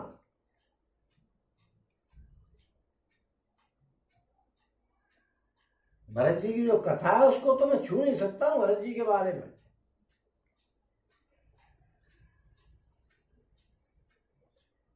ओम ब्रह्मा जी, गणेश जी, श्रेष्ठ जी, महादेव जी, सरस्वती जी, कवि, ज्ञानी, पंडित और बुद्धिमान सब किसी को भरत जी के चरित्र, कीर्ति, करनी, धर्मशील गुण और निर्मल ऐश्वर्य समझने में और सुनने में सुख देते और पवित्रता में गंगा जी का तथा स्वाद में अमृत का भी तिरस्कार कर देते। इतना स्वादिष्ट और अच्छी है इनका चरित्र जो है देखने दिखाने लायक है। ओम भरत जी असीम गुण संपन्न और उपमा रहित पुरुष हैं। भरत जी के समान बस भरत जी ही हैं ऐसा जानो। सुमेर पर्वत को क्या शेर के बराबर कह सकते हैं। इसलिए कवि समाज की बुद्धि सब जा गई है, कुछ कह नहीं पा रही है। सब कवि समाज की बुद्धि भरत जी का बुद्धि चरित्र इतना बढ़िया है। ओम अगम सब बरन तवर बरनी जिन जलहीन मीन गम धरनी भरत अमित महिमा सुन रानी जाने रामुन सकह बखानी। और बरन सप्रेम भरत अनुभाव जिय की रुचि लख कह राहु बरु रहे लखन भरत बन जाही सब कर भल सब के मन माही। और देव परंतु भरत रघुवर की प्रीति प्रप्रीति जाए नहीं तर की भरत अवध स्नेह ममता की जदप राम सीमा समता की। ओम परमारथ स्वारथ सुख सारे भरत न सपने महो ओम परमारथ स्वारथ सुख सारे भरत न सपने मन हो निहारे साधन सिद्ध राम पग नेहु मोह लखे परत भरत पर मत एहू। ओम भोरे भरत न पेली है मनसो राम रजाए करे न सोच सने बस कहो भूप विल खाए। ओम श्रेष्ठ वर्ण वाली भरत जी की महिमा का वर्णन करना सभी के लिए वैसा ही अगम है जैसे चल रहे पृथ्वी पर मछली का चलना अगम है। और हे रानी सुनो, भरत जी की अपरिमित महिमा को एक श्री रामचंद्र जी ही जानते हैं, किंतु वे भी उसका वर्णन नहीं कर सकते। ओम इस प्रकार प्रेम पूर्वक भरत जी के प्रभाव का वर्णन करके फिर पत्नी की मन की रुचि जान करके राजा ने कहा कि लक्ष्मण जी लौट जाएं और भरत जी वन को चले जाएं, इसमें सभी का भला होगा। और यही सबके मन में बात है। परंतु हे देवी, भरत जी और श्री रामचंद्र जी का प्रेम और एक दूसरे पर विश्वास, बुद्धि और विचार की सीमा में कहा नहीं जा सकता। और यद्यपि श्री रामचंद्र जी समता की सीमा है, तथा भरत जी प्रेम और ममता की सीमा। और श्री भरत जी ने समस्त परमार्थ, स्वार्थ और सुखों की ओर सपने में भी कभी मन लगाया नहीं है। और श्री राम जी के चरणों का प्रेम ही उनका एकमात्र साधन है और वही सिद्धि है। मुझे तो भरत जी का बस यही एकमात्र सिद्धांत जान पड़ता है। ओम राजा ने बिलक करके कहा कि भरत जी भूल करके भी श्री रामचंद्र जी की आज्ञा को मन से भी टाल नहीं सकते।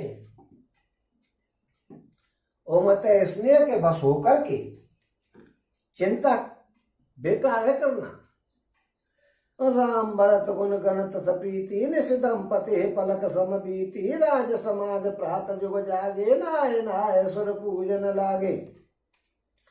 ओगे नहाय गुर पहे रघुराई बंद चरण बोले रुख पाई नाथ भरत पुर जन महतारी सो कव कल वनवास दुखारी। सहित समाज राव मिथिलेशु बहुत दिवस भय सहत कलेशु उचित होए सोय कीजिए नाता हित सब ही कर रो हाथा। ओम अस कहे अति सकुचे रघुराहु मुनि पल के लखे सील सुवाहु तुम बिन राम सकल सुख साजा नरक सरस दो राज समाजा। प्राण प्राण के जीव के जिव सुख के सुख राम तुम तज तात सुहात ग्रह जिन्हें तिलह विद्वान। ओम श्री रामचंद्र जी और भरत जी के गुणों की प्रेम पूर्वक गणना करते करते पति पत्नी को रात भर पलक के समान बीत गई, पल के समान बीत गई।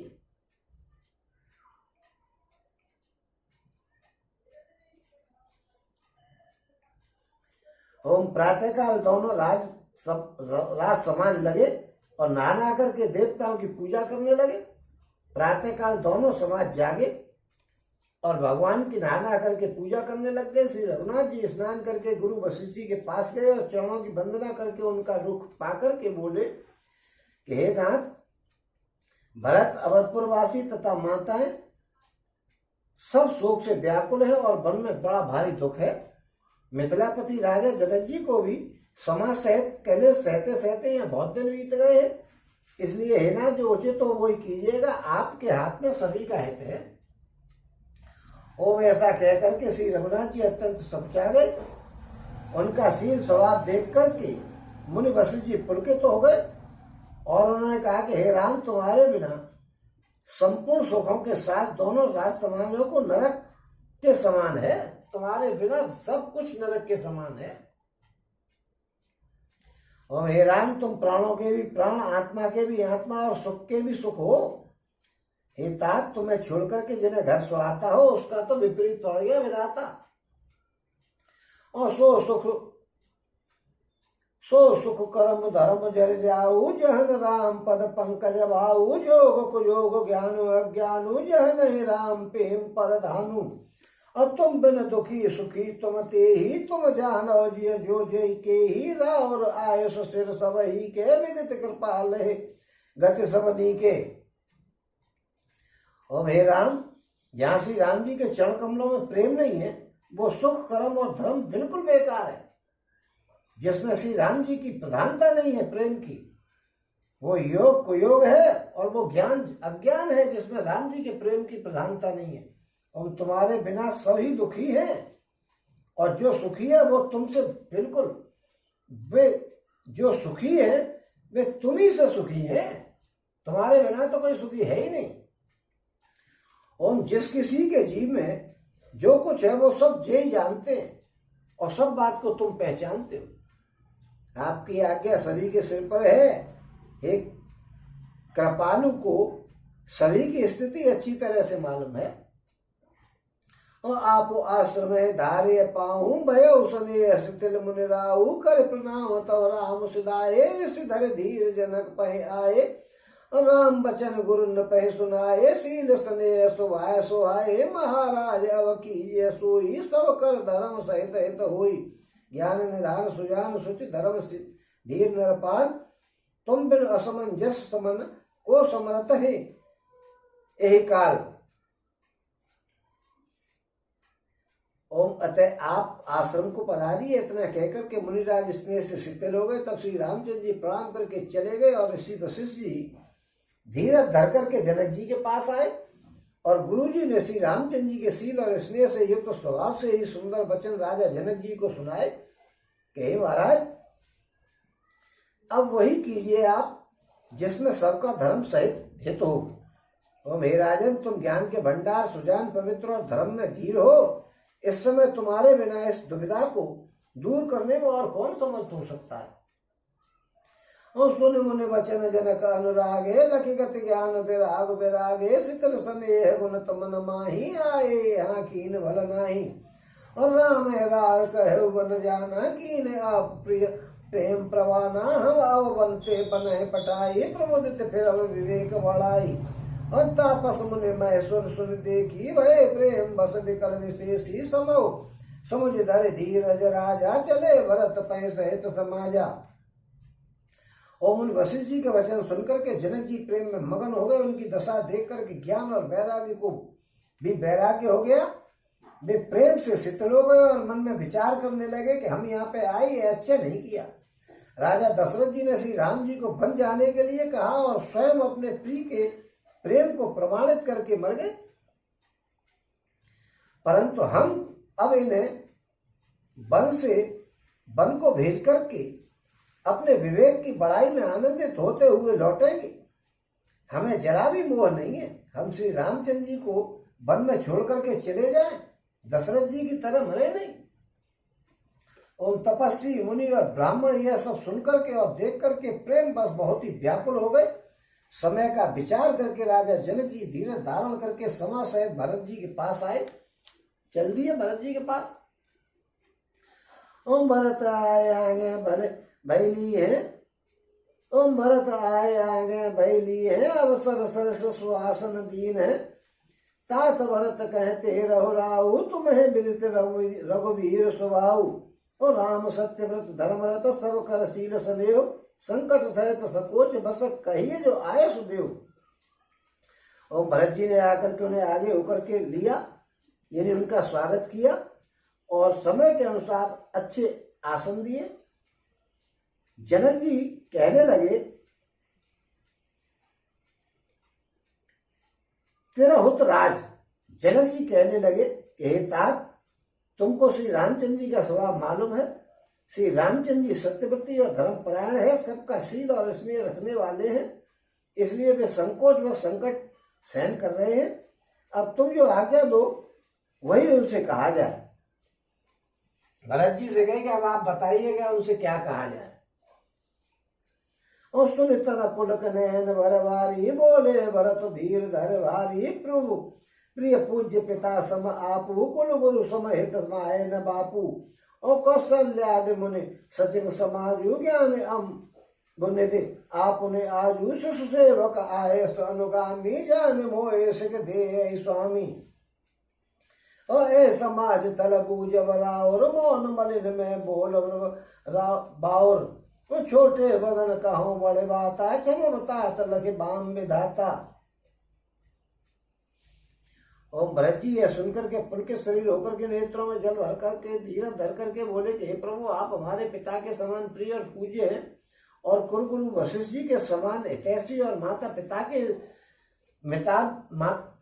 हितैषी तो माता पिता भी नहीं है। आप तो हमारे इतने हितैषी है कि कुलगुरु वशिष्ठ जी के समान हितैषी हो, और उनके समान तो माता पिता भी नहीं होते। ओम विश्वामित्र जी आदि मुनियों और मंत्रियों का समाज है, और आज के दिन ज्ञान के समुद्र आप भी उपस्थित थे।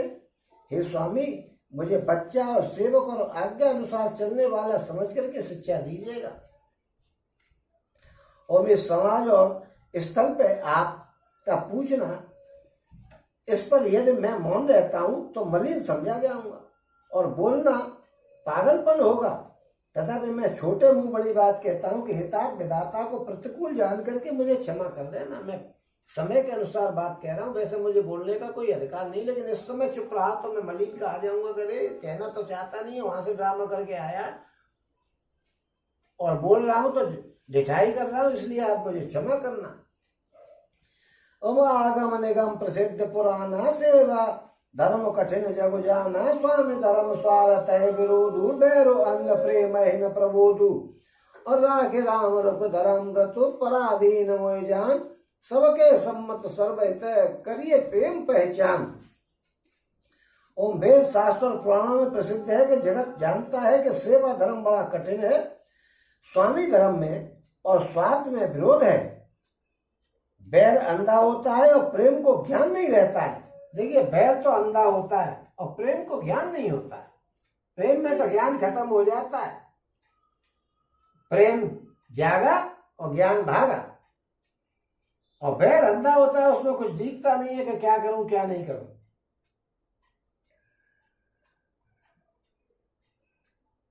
ओम अतः मुझे पराधीन जानकर के श्री रामचंद्र जी के रुख धर्म और व्रत को रखते हुए जो सबके सम्मत और सबके हित के लिए हितकारक हो, सबका प्रेम पहचान करके आप वो ही कीजिएगा।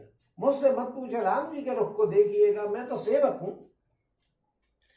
ओम भरत वचन सुन देख सुभाऊ सहित समाज सराह तराऊ सुगम अगम मृदु मंजु कठोर है अर तो अमित अति आखर थोरे और जो मुकुर निज पानी कहे न जाए अस अलवत बानी भूप भरत मुनि सहित समाजु जे गे जहाँ विबुद कुमुद द्विज राजू। ओम भरत जी का वचन सुन करके और उनका स्वभाव देख करके समा सहित राजा जनक उनकी सराहना करने लग गए। भरत के वचन सुगम और अगम और सुंदर और कोमल और कठोर हैं, उनमें अच्छे थोड़े हैं परंतु उनका अर्थ अपार है। जैसे मुख दर्पण में दिखता है और दर्पण अपने हाथ में है फिर भी वो पकड़ा नहीं जाता है, इसी प्रकार भरत जी का यह अद्भुत वाणी भी पकड़ में नहीं आती है कि वो क्या कह रहे हैं। ओम तब राजा जनक जी, भरत जी तथा मुनि वशिष्ठ जी समाज के साथ वहां आए जहां पर देवता रूपी कुमुदों के खिलाने वाले रामचंद्र जी थे। और सुन सुध सोच विकल सब लोगा मन मीन गन नव जल जोगा देव प्रथम कुल गुर गति देखी निरख विदेह स्नेह विशेषी और राम भगत में भरत निहारे स्वर स्वारती हाय रे हारे सबको राम प्रेम में पेखा और भय अलेख सोच बस लेखा राम स्नेह सकोच बस कह सोच सुरराज रचो प्रपंच हित पंच मिले ना है तो भयो अकाज। ओम यह समाचार सुनकर के सब लोग सोच से व्याकुल हो गए। जैसे जल के संयोग से मछलियां व्याकुल हो जाती हैं, पहले वर्षा के जल के संयोग से मछलियां व्याकुल होती है नए जल से। और देवताओं ने पहले कुलगुरु वशिष्ठ जी की दशा देखी, फिर विदेह जी के विशेष स्नेह को देखा। उन तब श्री राम जी की भक्ति से ओतप्रोत भरत जी को देखा। तब इन सबको देख करके स्वार्थी देवता घबरा करके हृदय में हार मानने लगे और निराश हो गए। उन्होंने सब किसी को श्री राम प्रेम में सराबोर देखा। इससे देवता इतने सोच के बस में हो गए कि जिसका कोई हिसाब नहीं है। और देवराज इन सोच में भर करके कहने लगे कि श्री रामचंद्र जी तो स्नेह और संकोच के बस में है, इसलिए सब लोग मिलकर के कोई माया रचो, नहीं तो आज काम बिगड़ जाएगा। सुन सुमिर शारदा सराही देव देव शरणागत पाही फेर भरत मत कर निज माया पाल विबुध कुल कर छल छाया और विबुध विनय सुन देव सियानी बोली स्वर स्वारत जड़ जानी वो सन कहो भरत मत फेरू लोचन सहसन सूज सुमेरु। ओम विदे हरे हर माया बड़े भारी सो न भरत मत सकै निहारी सो मत मोह कहत करु भोरी चंदन कर के चंद कर चोरी भरत हृदय सिय राम निवासु तह की तिमिर जह तरन प्रकाशु अस कह सारद गई विधि लोका विमुद बिल कल निस्मानहु कोका सुर स्वारथी मलिन मन कीन कुमंत्र कुठाट रच प्रपंच माया प्रबल भय भ्रम अरत उचाट।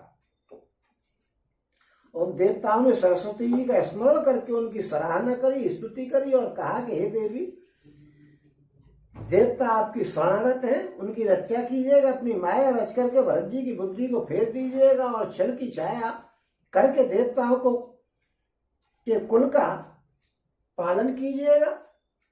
तो देवताओं की विनती सुन करके और देवताओं को स्वार्थक के वश जान करके और मूर्ख जान करके बुद्धिमती सरस्वती जी बोले कि मुंह से कह रहे हो कि भरत जी की मति पलट दो, मुझसे ये कह रहे हो भरत जी की बुद्धि पलट दूं, हजार नेत्रों से भी तुमको सुमेर पर्वत नहीं दिख रहा है। ब्रह्मा विष्णु महेश की माया बड़ी प्रबल है, किंतु वो भी भरत जी की बुद्धि की ओर ताक नहीं सकती है। उस बुद्धि को तुम मुझसे कह रहे हो कि मैं भोली कर दूं, फेर दूं। अरे चांदनी कहीं प्रचंड किरण वाले सूर्य को चुरा सकती है। तो भरत जी के हृदय में श्री सीता और राम जी का निवास है, जहां सूर्य का प्रकाश है वहां कहीं अंधेरा रह सकता है। ऐसा कह करके सरस्वती जी ब्रह्मलोक को चली गई। देवता ऐसे व्याकुल हो गए जैसे रात्रि में चकवा व्याकुल हो जाता है, क्योंकि रात्रि में चकवा के पास चकवी नहीं होती है। और मलिन बल वाले स्वार्थी देवताओं ने बुरी सलाह करके और बुरा षड्यंत्र रचा और प्रबल माया जाल रच करके भय भ्रम अप्रीति और उच्चाट फैला दिया। ओ करे कुचाल सोचत सुर राजू भरत हाथ सब काज अकाजू गए जनक रघुनाथ समीपा सन माने सब रघुकुल की दीपा। और समय समाज धर्म अविरोधा बोले तब रघुवंश पिरोधा। जनक भरत संवाद सुनाई भरत कहा उत कही सुनाई सुहाई। और तात राम जसो आये सुतेहु सो सब करे मोर मत एहु। सुन रघुनाथ जोर जुग पानी बोले सत्य सरल मृदुवानी। ओम विद्यमान आप मिथिलेशु मोर कह सब भांति बदेशु। राउर राय रजाय सो होई राउर सपत सही सिर सोई। राम सपत सुन मुनि जनक सकुचे सभा समेत। सकल विलोकत भरत मुख बने न उतर दे। ओम कुचाल करके देवता देवराज इंद्र सोचने लगे कि काम का बनना बिगड़ना सब भरत जी के हाथ में है। इधर राजा जनक जी श्री रघुनाथ जी के पास गए। सूर्य कुल के दीपक श्री रामचंद्र जी ने सबका सम्मान किया। तब रघुकुल के पुरोहित वशिष्ठ जी समय और समाज और धर्म के अविरोधी वचन बोले। अविरोधी नहीं, विरोध के नहीं, अनुकूल वचन बोले। उन्होंने पहले जनक जी और भरत जी का संवाद सुनाया, फिर भरत जी की कही हुई सबरी सुंदर बात कहकर के सुनाई। फिर बोले कि हे तात राम, मेरा मत तो यह है कि तुम जैसी जो आज्ञा दो। उन्होंने राम जी से कहा कि हे तात, आप जैसी आज्ञा दो वैसी ही सब करें। यह सुनकर के दोनों हाथ जोड़ करके रघुनाथ जी सत्य सरल और कोमल वाणी से बोले कि आपके और मिथिलेश्वर जनक जी के विद्यमान रहते हुए मेरा कुछ भी कहना ठीक नहीं है। ओम आपकी और महाराज की जो आज्ञा हो, मैं आपकी शपथ करके कहता हूं, वो सत्य ही सबको सुरधार्य होगी। आपकी कसम खाकर कहता हूं कि जो आप कहोगे होगा वही। ओम श्री रामचंद्र जी की शपथ सुनकर के सभा समेत मुनि और जनक जी सकुचा गए। किसी से उत्तर देते नहीं बनता। सब लोग भरत जी के मुंह की तरफ देखने लग गए कि भरत जी आप क्या कह रहे हो मालिक। और सभा सकुच बस भरत निहारी। राम बंधु धर धीरज भारी। कुसुमय देख स्नेह समारा। बढ़त बिंद जिम घटक निवारा। अशोक कनक लोचन मत छोनी। हरि विमल गुण गण जग जोनी। भरत विवेक विराह विशाला। अनायास उदरी ते काला।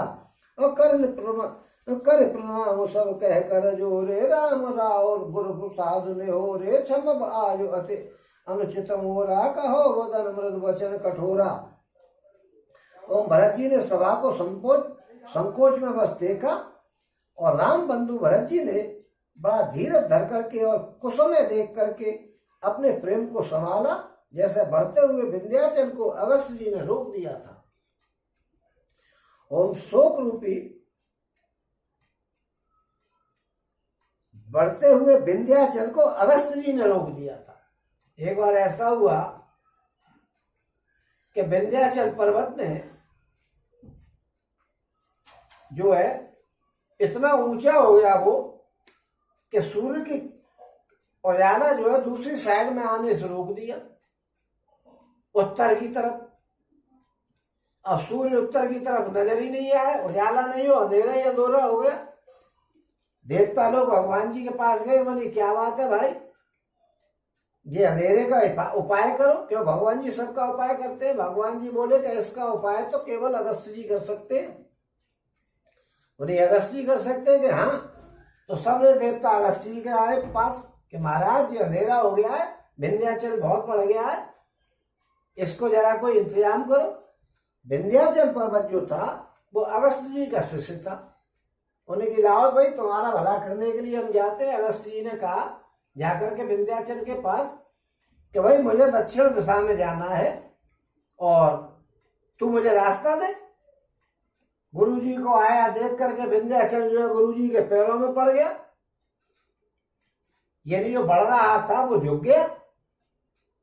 गुरु जी बोले कि ऐसा है, मैं दक्षिण दिशा में जा रहा हूं और जब तक लौट के नहीं आऊं तू इसी मुद्रा में पड़ा रही हूं। बोले ठीक है गुरु।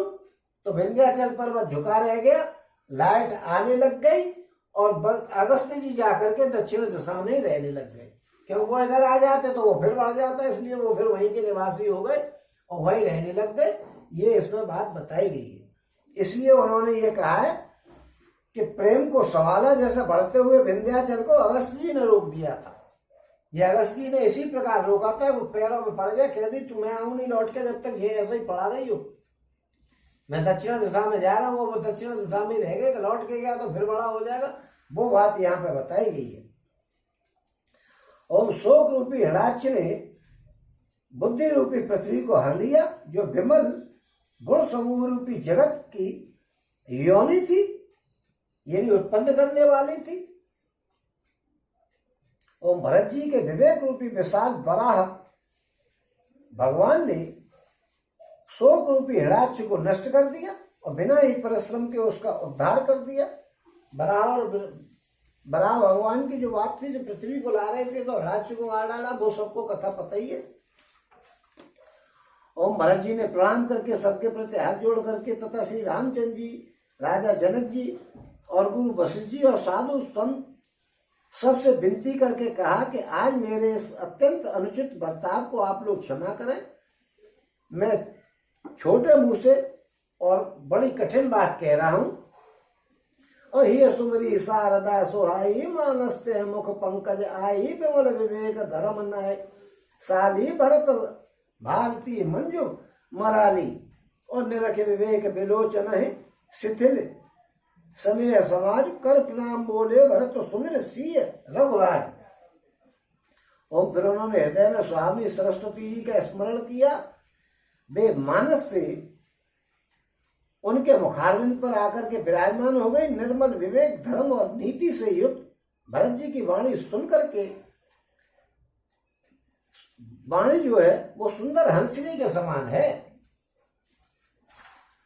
और विवेक के नेत्रों से सारे समाज को प्रेम से शिथिल देख करके सबको प्रणाम करके श्री सीता जी और रघुनाथ जी का स्मरण करके भरत जी बोले, क्या कह रहे हैं वो? प्रभु पितु मातु सुहृदय गुरु स्वामी, पूज्य परम हित अंतर जामी, सरल सुसाहिबु शील निधानु, प्रणतपाल सर्वज्ञ सुजानु।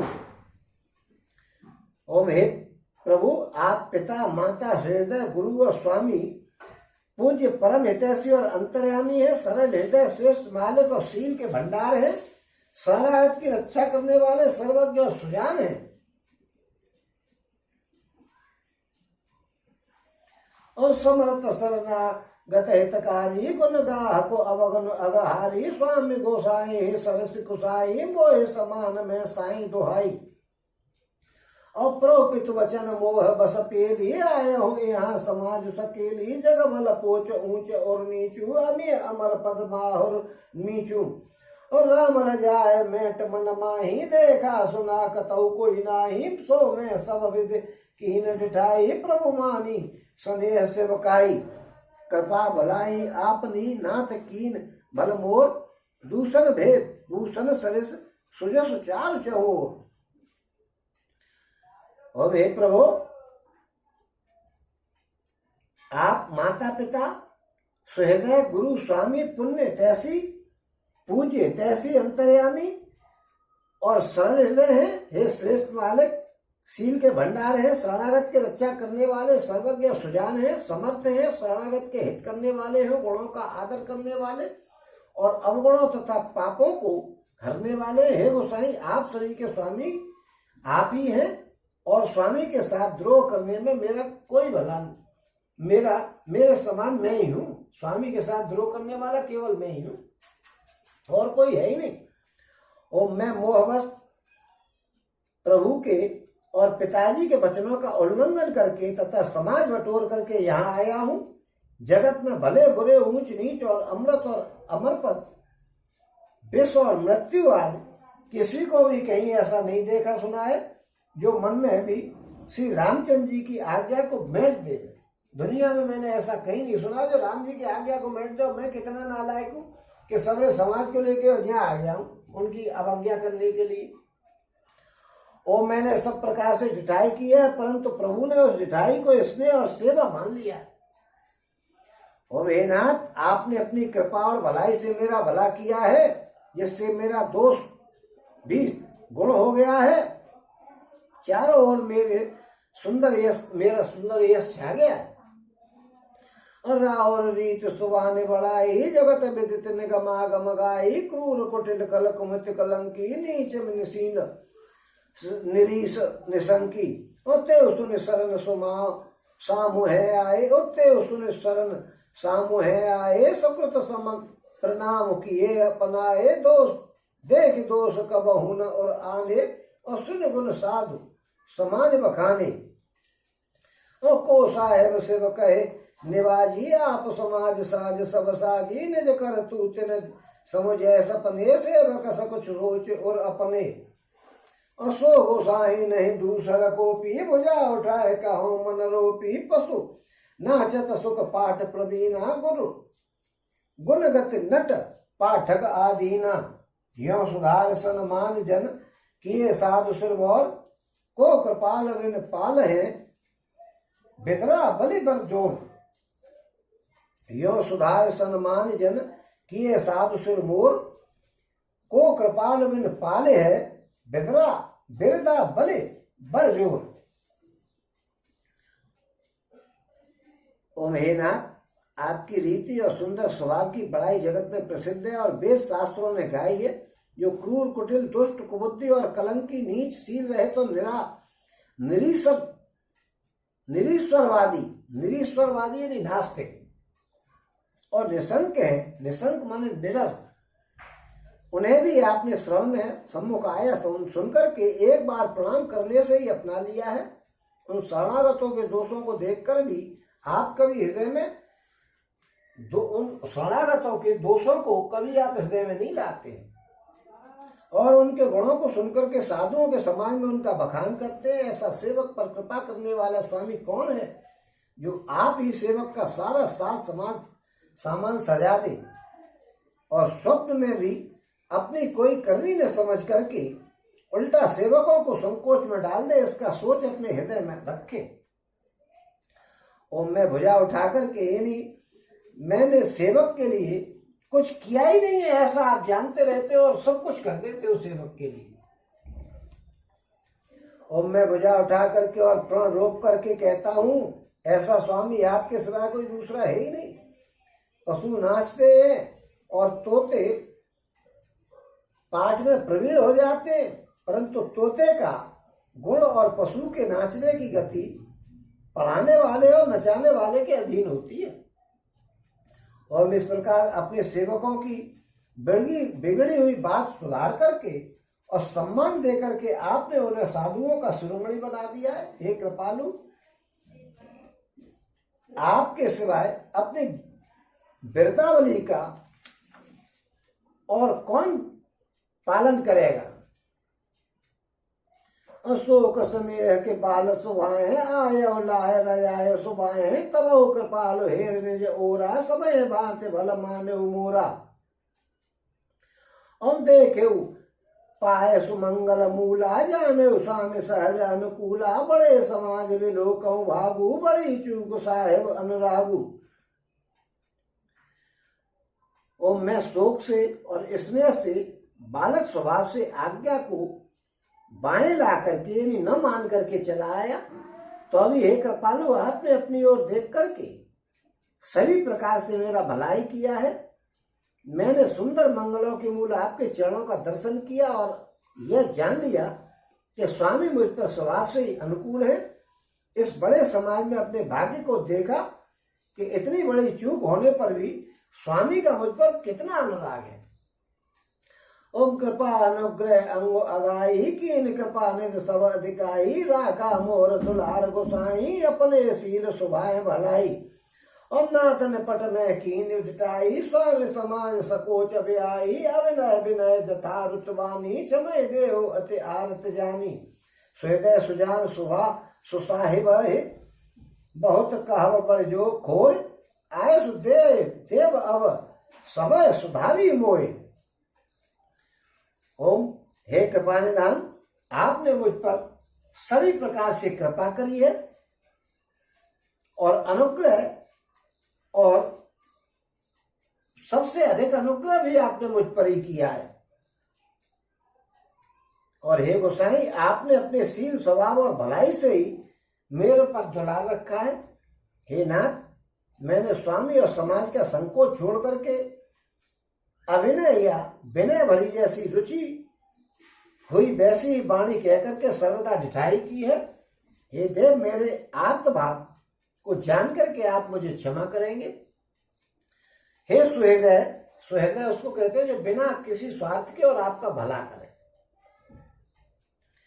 बुद्धिमान और श्रेष्ठ मलिन के से बहुत कहना बड़ा अपराध है। इसलिए हे देव अब मुझे आज्ञा दीजिए, आपने मेरी सभी बातें सुधार दी हैं। और प्रभुपद पदम पराग दोहाई सत्य सुकृत सुख सीब सुहाई सो कर कह ये अपने की रुच जागत सोवत सपने की।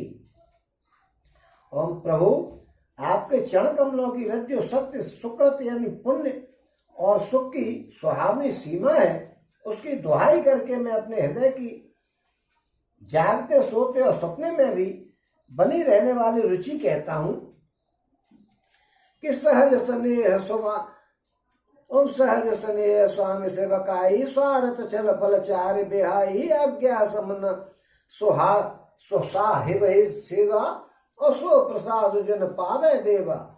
ओम अस कहे प्रेम विवश भय भारी पुलक शरीर बिलोचन बारी प्रोपद कमल गहे अंकुलाई समय स्नेह न सो कहे जाई। ओम यह रुचि है कपट स्वार्थ और चारों फलों को छोड़ करके स्वाभाविक प्रेम से स्वामी की सेवा करना और आज्ञा पालन के समान श्रेष्ठ स्वामी की और कोई सेवा है ही नहीं। आज्ञा पालन के अलावा कोई स्वामी की सेवा नहीं है। ओम हे देव अब वही आज्ञा रूप प्रसाद सेवक को मिल जाए। भरत जी ऐसा कहकर के प्रेम में बहुत ही बेबस हो गए और शरीर पुलकित तो होता और नेत्रों में जल भरे आया और अकुला करके और व्याकुल होकर के उन्होंने प्रभु श्री रामचंद्र जी के चरण कमल पकड़ लिए। उस समय को और स्नेह को कोई कह नहीं सकता है। ओ कृपा सिंधु सनमान सुवानी बैठा है समीप गहे पानी भरत बिनय सुन देख सुबाहु शीतल स्नेह सभा रघुराहु। और रघुराहु शीतल स्नेह साधु समाज मुनि मिथिलाधनी मन मोह सराहत भरत भायप भगत की महिमा घनी भरत प्रशंसत बुलबिदु बरसत सुमन मानस मलिन से तुलसी विकल सब लोग सुन सकुचेन निसागम नलिन से। और देख दुखारी दीन दोहे समाज नर नर देख दुखारी दीन दोहे समाज नर नार सब मघवा महामलिन मुए मार मंगल चहत। ओम कृपा सिंधु श्री रामचंद्र जी ने सुंदर वाणी से भरत जी का सम्मान करके हाथ पकड़ करके उनको अपने पास बैठा लिया और भरत जी की विनती सुनकर के और उनका स्वभाव देख करके सारी सभा श्री रघुनाथ जी के स्नेह सारी सभा और श्री रघुनाथ जी स्नेह में शिथिल हो गए। श्री रघुनाथ जी साधुओं का समाज मुनि वशिष्ठ जी और मिथिलापति जनक जी स्नेह में शिथिल हो गए। सब मन की मन भरत जी के भाईपन और उनकी भक्ति की अतिशय महिमा को सराहने लग गए। देवता मलिन मन से भरत जी की प्रशंसा करते हुए उन पर फूल बरसाने लग गए। तुलसीदास जी कहते हैं सब लोग भरत जी का भाषण सुनकर के व्याकुल हो गए और ऐसा सकुचा गए जैसे रात्रि के आगमन से कमल सकुचा जाता है। ओम दोनों समाजों के सभी नर नारी दीन और दुखी हो दोनों समाजों के सभी नर नारियों को दीन और दुखी देख करके महामलिन मन इंद्र मरे हुओं को मार करके अपना मंगल चाहता है। और कपट कुचाल सीव ससुराजू और कपट कुचाल सीव सुरराजू पर अकाज प्रिय आपन काजू काक समान पाक कर पुरीति और छली मलिन कतहु न प्रतीति। ओम प्रथम कुमति कर कपट सकेला सो उचाट सब कैसे रसमेला सुन माया सब लोग विमोहे राम प्रेम अतिशय न बिछोहे। और भय उचाट बस मन थिर नाही छन बन रुचि छन सदन सोहाई दुविध मनोगत प्रजा दुखारी सरित सिंधु संगम जनुबारी। और दुचित कतहु पर तो सुन लही एक एक सन परम न कही लगे ही हंसे कह कृपा निधानु सरस स्वान मगवान जुबानु। ओम पहले तो बुरा विचार करके कपट को बटोरा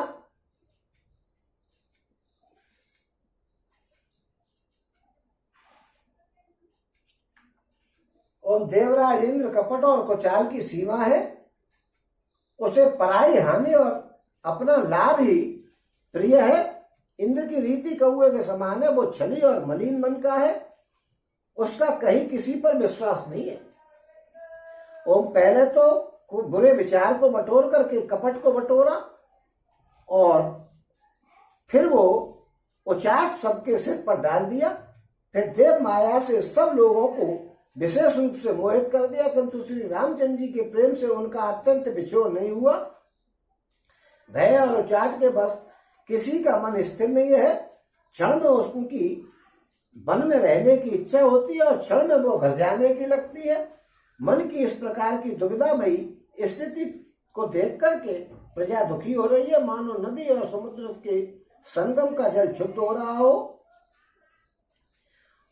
ओम चित्त दो तरफा हो जाने से वे कहीं संतोष को नहीं पाते, एक दूसरे से अपना मर्म भी नहीं कहते हैं। कृपा निधान श्री रामचंद्र जी यह दशा देख करके हृदय में हंस करके कहने लगे कि कुत्ता, इंद्र और नवयुवक यानी कामी पुरुष एक सरीके ही होते हैं। दुचित कहता हूं परितोष न लही और एक एक सन मरम न कही लगे ही हंस कह कृपा निधानु सरस स्वान मगवान जुबानु। यानी कुत्ता जवान आदमी और इंद्र एक समान होते हैं। ओम भरत जनक मुनि जन सचिव साधु सचेत बिहाय लाज देव माया सब यथा जो जन पाए।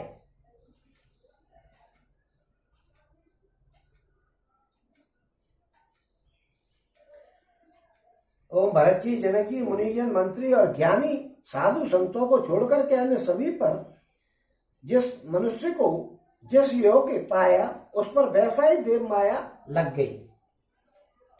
ओम कृपा सिंधु लगे लोग दुखारे निज सने असुरपति चल भारे सवारा हो गुरु महेश्वर मंत्री भरत भगत सब कह पद्मति जंत्री। और राम चितवत चित्र लिखे से सकुचत बोलत वचन सिके से भरत प्रीत नति बने विनय बढ़ाई और सुनत सुगत वर्णत करनाई। ओम कृपा सिंधु श्री रामचंद्र जी ने लोगों को अपने स्नेह और देवराज इंद्र के भारी छल से दुखी देखा। सभा राजा जनक गुरु ब्राह्मण और मंत्री आज सभी की बुद्धि को भरत जी की भक्ति ने कील दिया। सब लोग चित्र लिखे से श्री रामचंद्र जी की ओर देखने लग गए। सकुचाते हुए सिखाए हुए से वचन बोलते हैं। भरत जी की प्रीत, नम्रता, विनय और बड़ाई सुनने में सुखदायी है, पर उसके वर्णन करने में बड़ी कठिनता है। 49 बिलोक भगत लवलेशु प्रेम मगन मुनि गण मिथिलेशु महिमा तासु कहे कि मैं तुलसी भगत सुवाय सुमित ही हुलसी। ओ आप छोट महिमा बढ़ जानी बिक कवि कुल काल मानिव सकुचानी कह न सके गुण रुचि अधिकाई मति गति बाल बचन की नाई। ओम जिनकी भक्ति का लवलेश देख करके मुनिगण और मिथिलेश्वर जनक जी प्रेम में मगन हो गए, उन भरत जी की महिमा तुलसीदास जी कैसे कह सकते हैं। उनकी भक्ति और सुंदर भाव से हृदय में शुद्ध बुद्धि हुलस रही है, परंतु वह बुद्धि अपने को छोटी और भरत जी की महिमा को बड़ी जान करके कवि परंपरा की मर्यादा को मान करके सकुचा गई है, उसका वर्णन नहीं कर पा रही है। उसके गुणों में रुचि तो बहुत है, परंतु उन्हें कह नहीं सकती है। बुद्धि की गति बालक के वचनों की तरह हो गई है। ओम भये विमल जसु विमल बुद्धि सुमत चकोर कुमार उदित विमल जन हृदय नव एकटक रही निहार सियावर रामचंद्र पर जय शरणम शंकर हरिओम जय जय सिया राम जय जय हनुमान हरि की जय। ओम मंगल भवने मंगल हरि नमो सुदशरथ तजय बिहारी दीन दयाल वीर संभारी हरनाथम संकट भारी।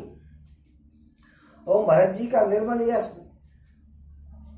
निर्मल चंद्रमा है और कवि की सुबुद्धि चकोरी है, जो भक्तों के हृदय रूपी निर्मल आकाश में उस चंद्रमा को उदित देख करके उसकी ओर टकटकी लगाए हुए देख रही है। तो फिर ऐसे में उनका वर्णन कौन कर सकता है। और यहाँ पे आकर के 303वां दोहा हमने पढ़ लिया, आगे की कथा होगी कल। बोलो सिया राम।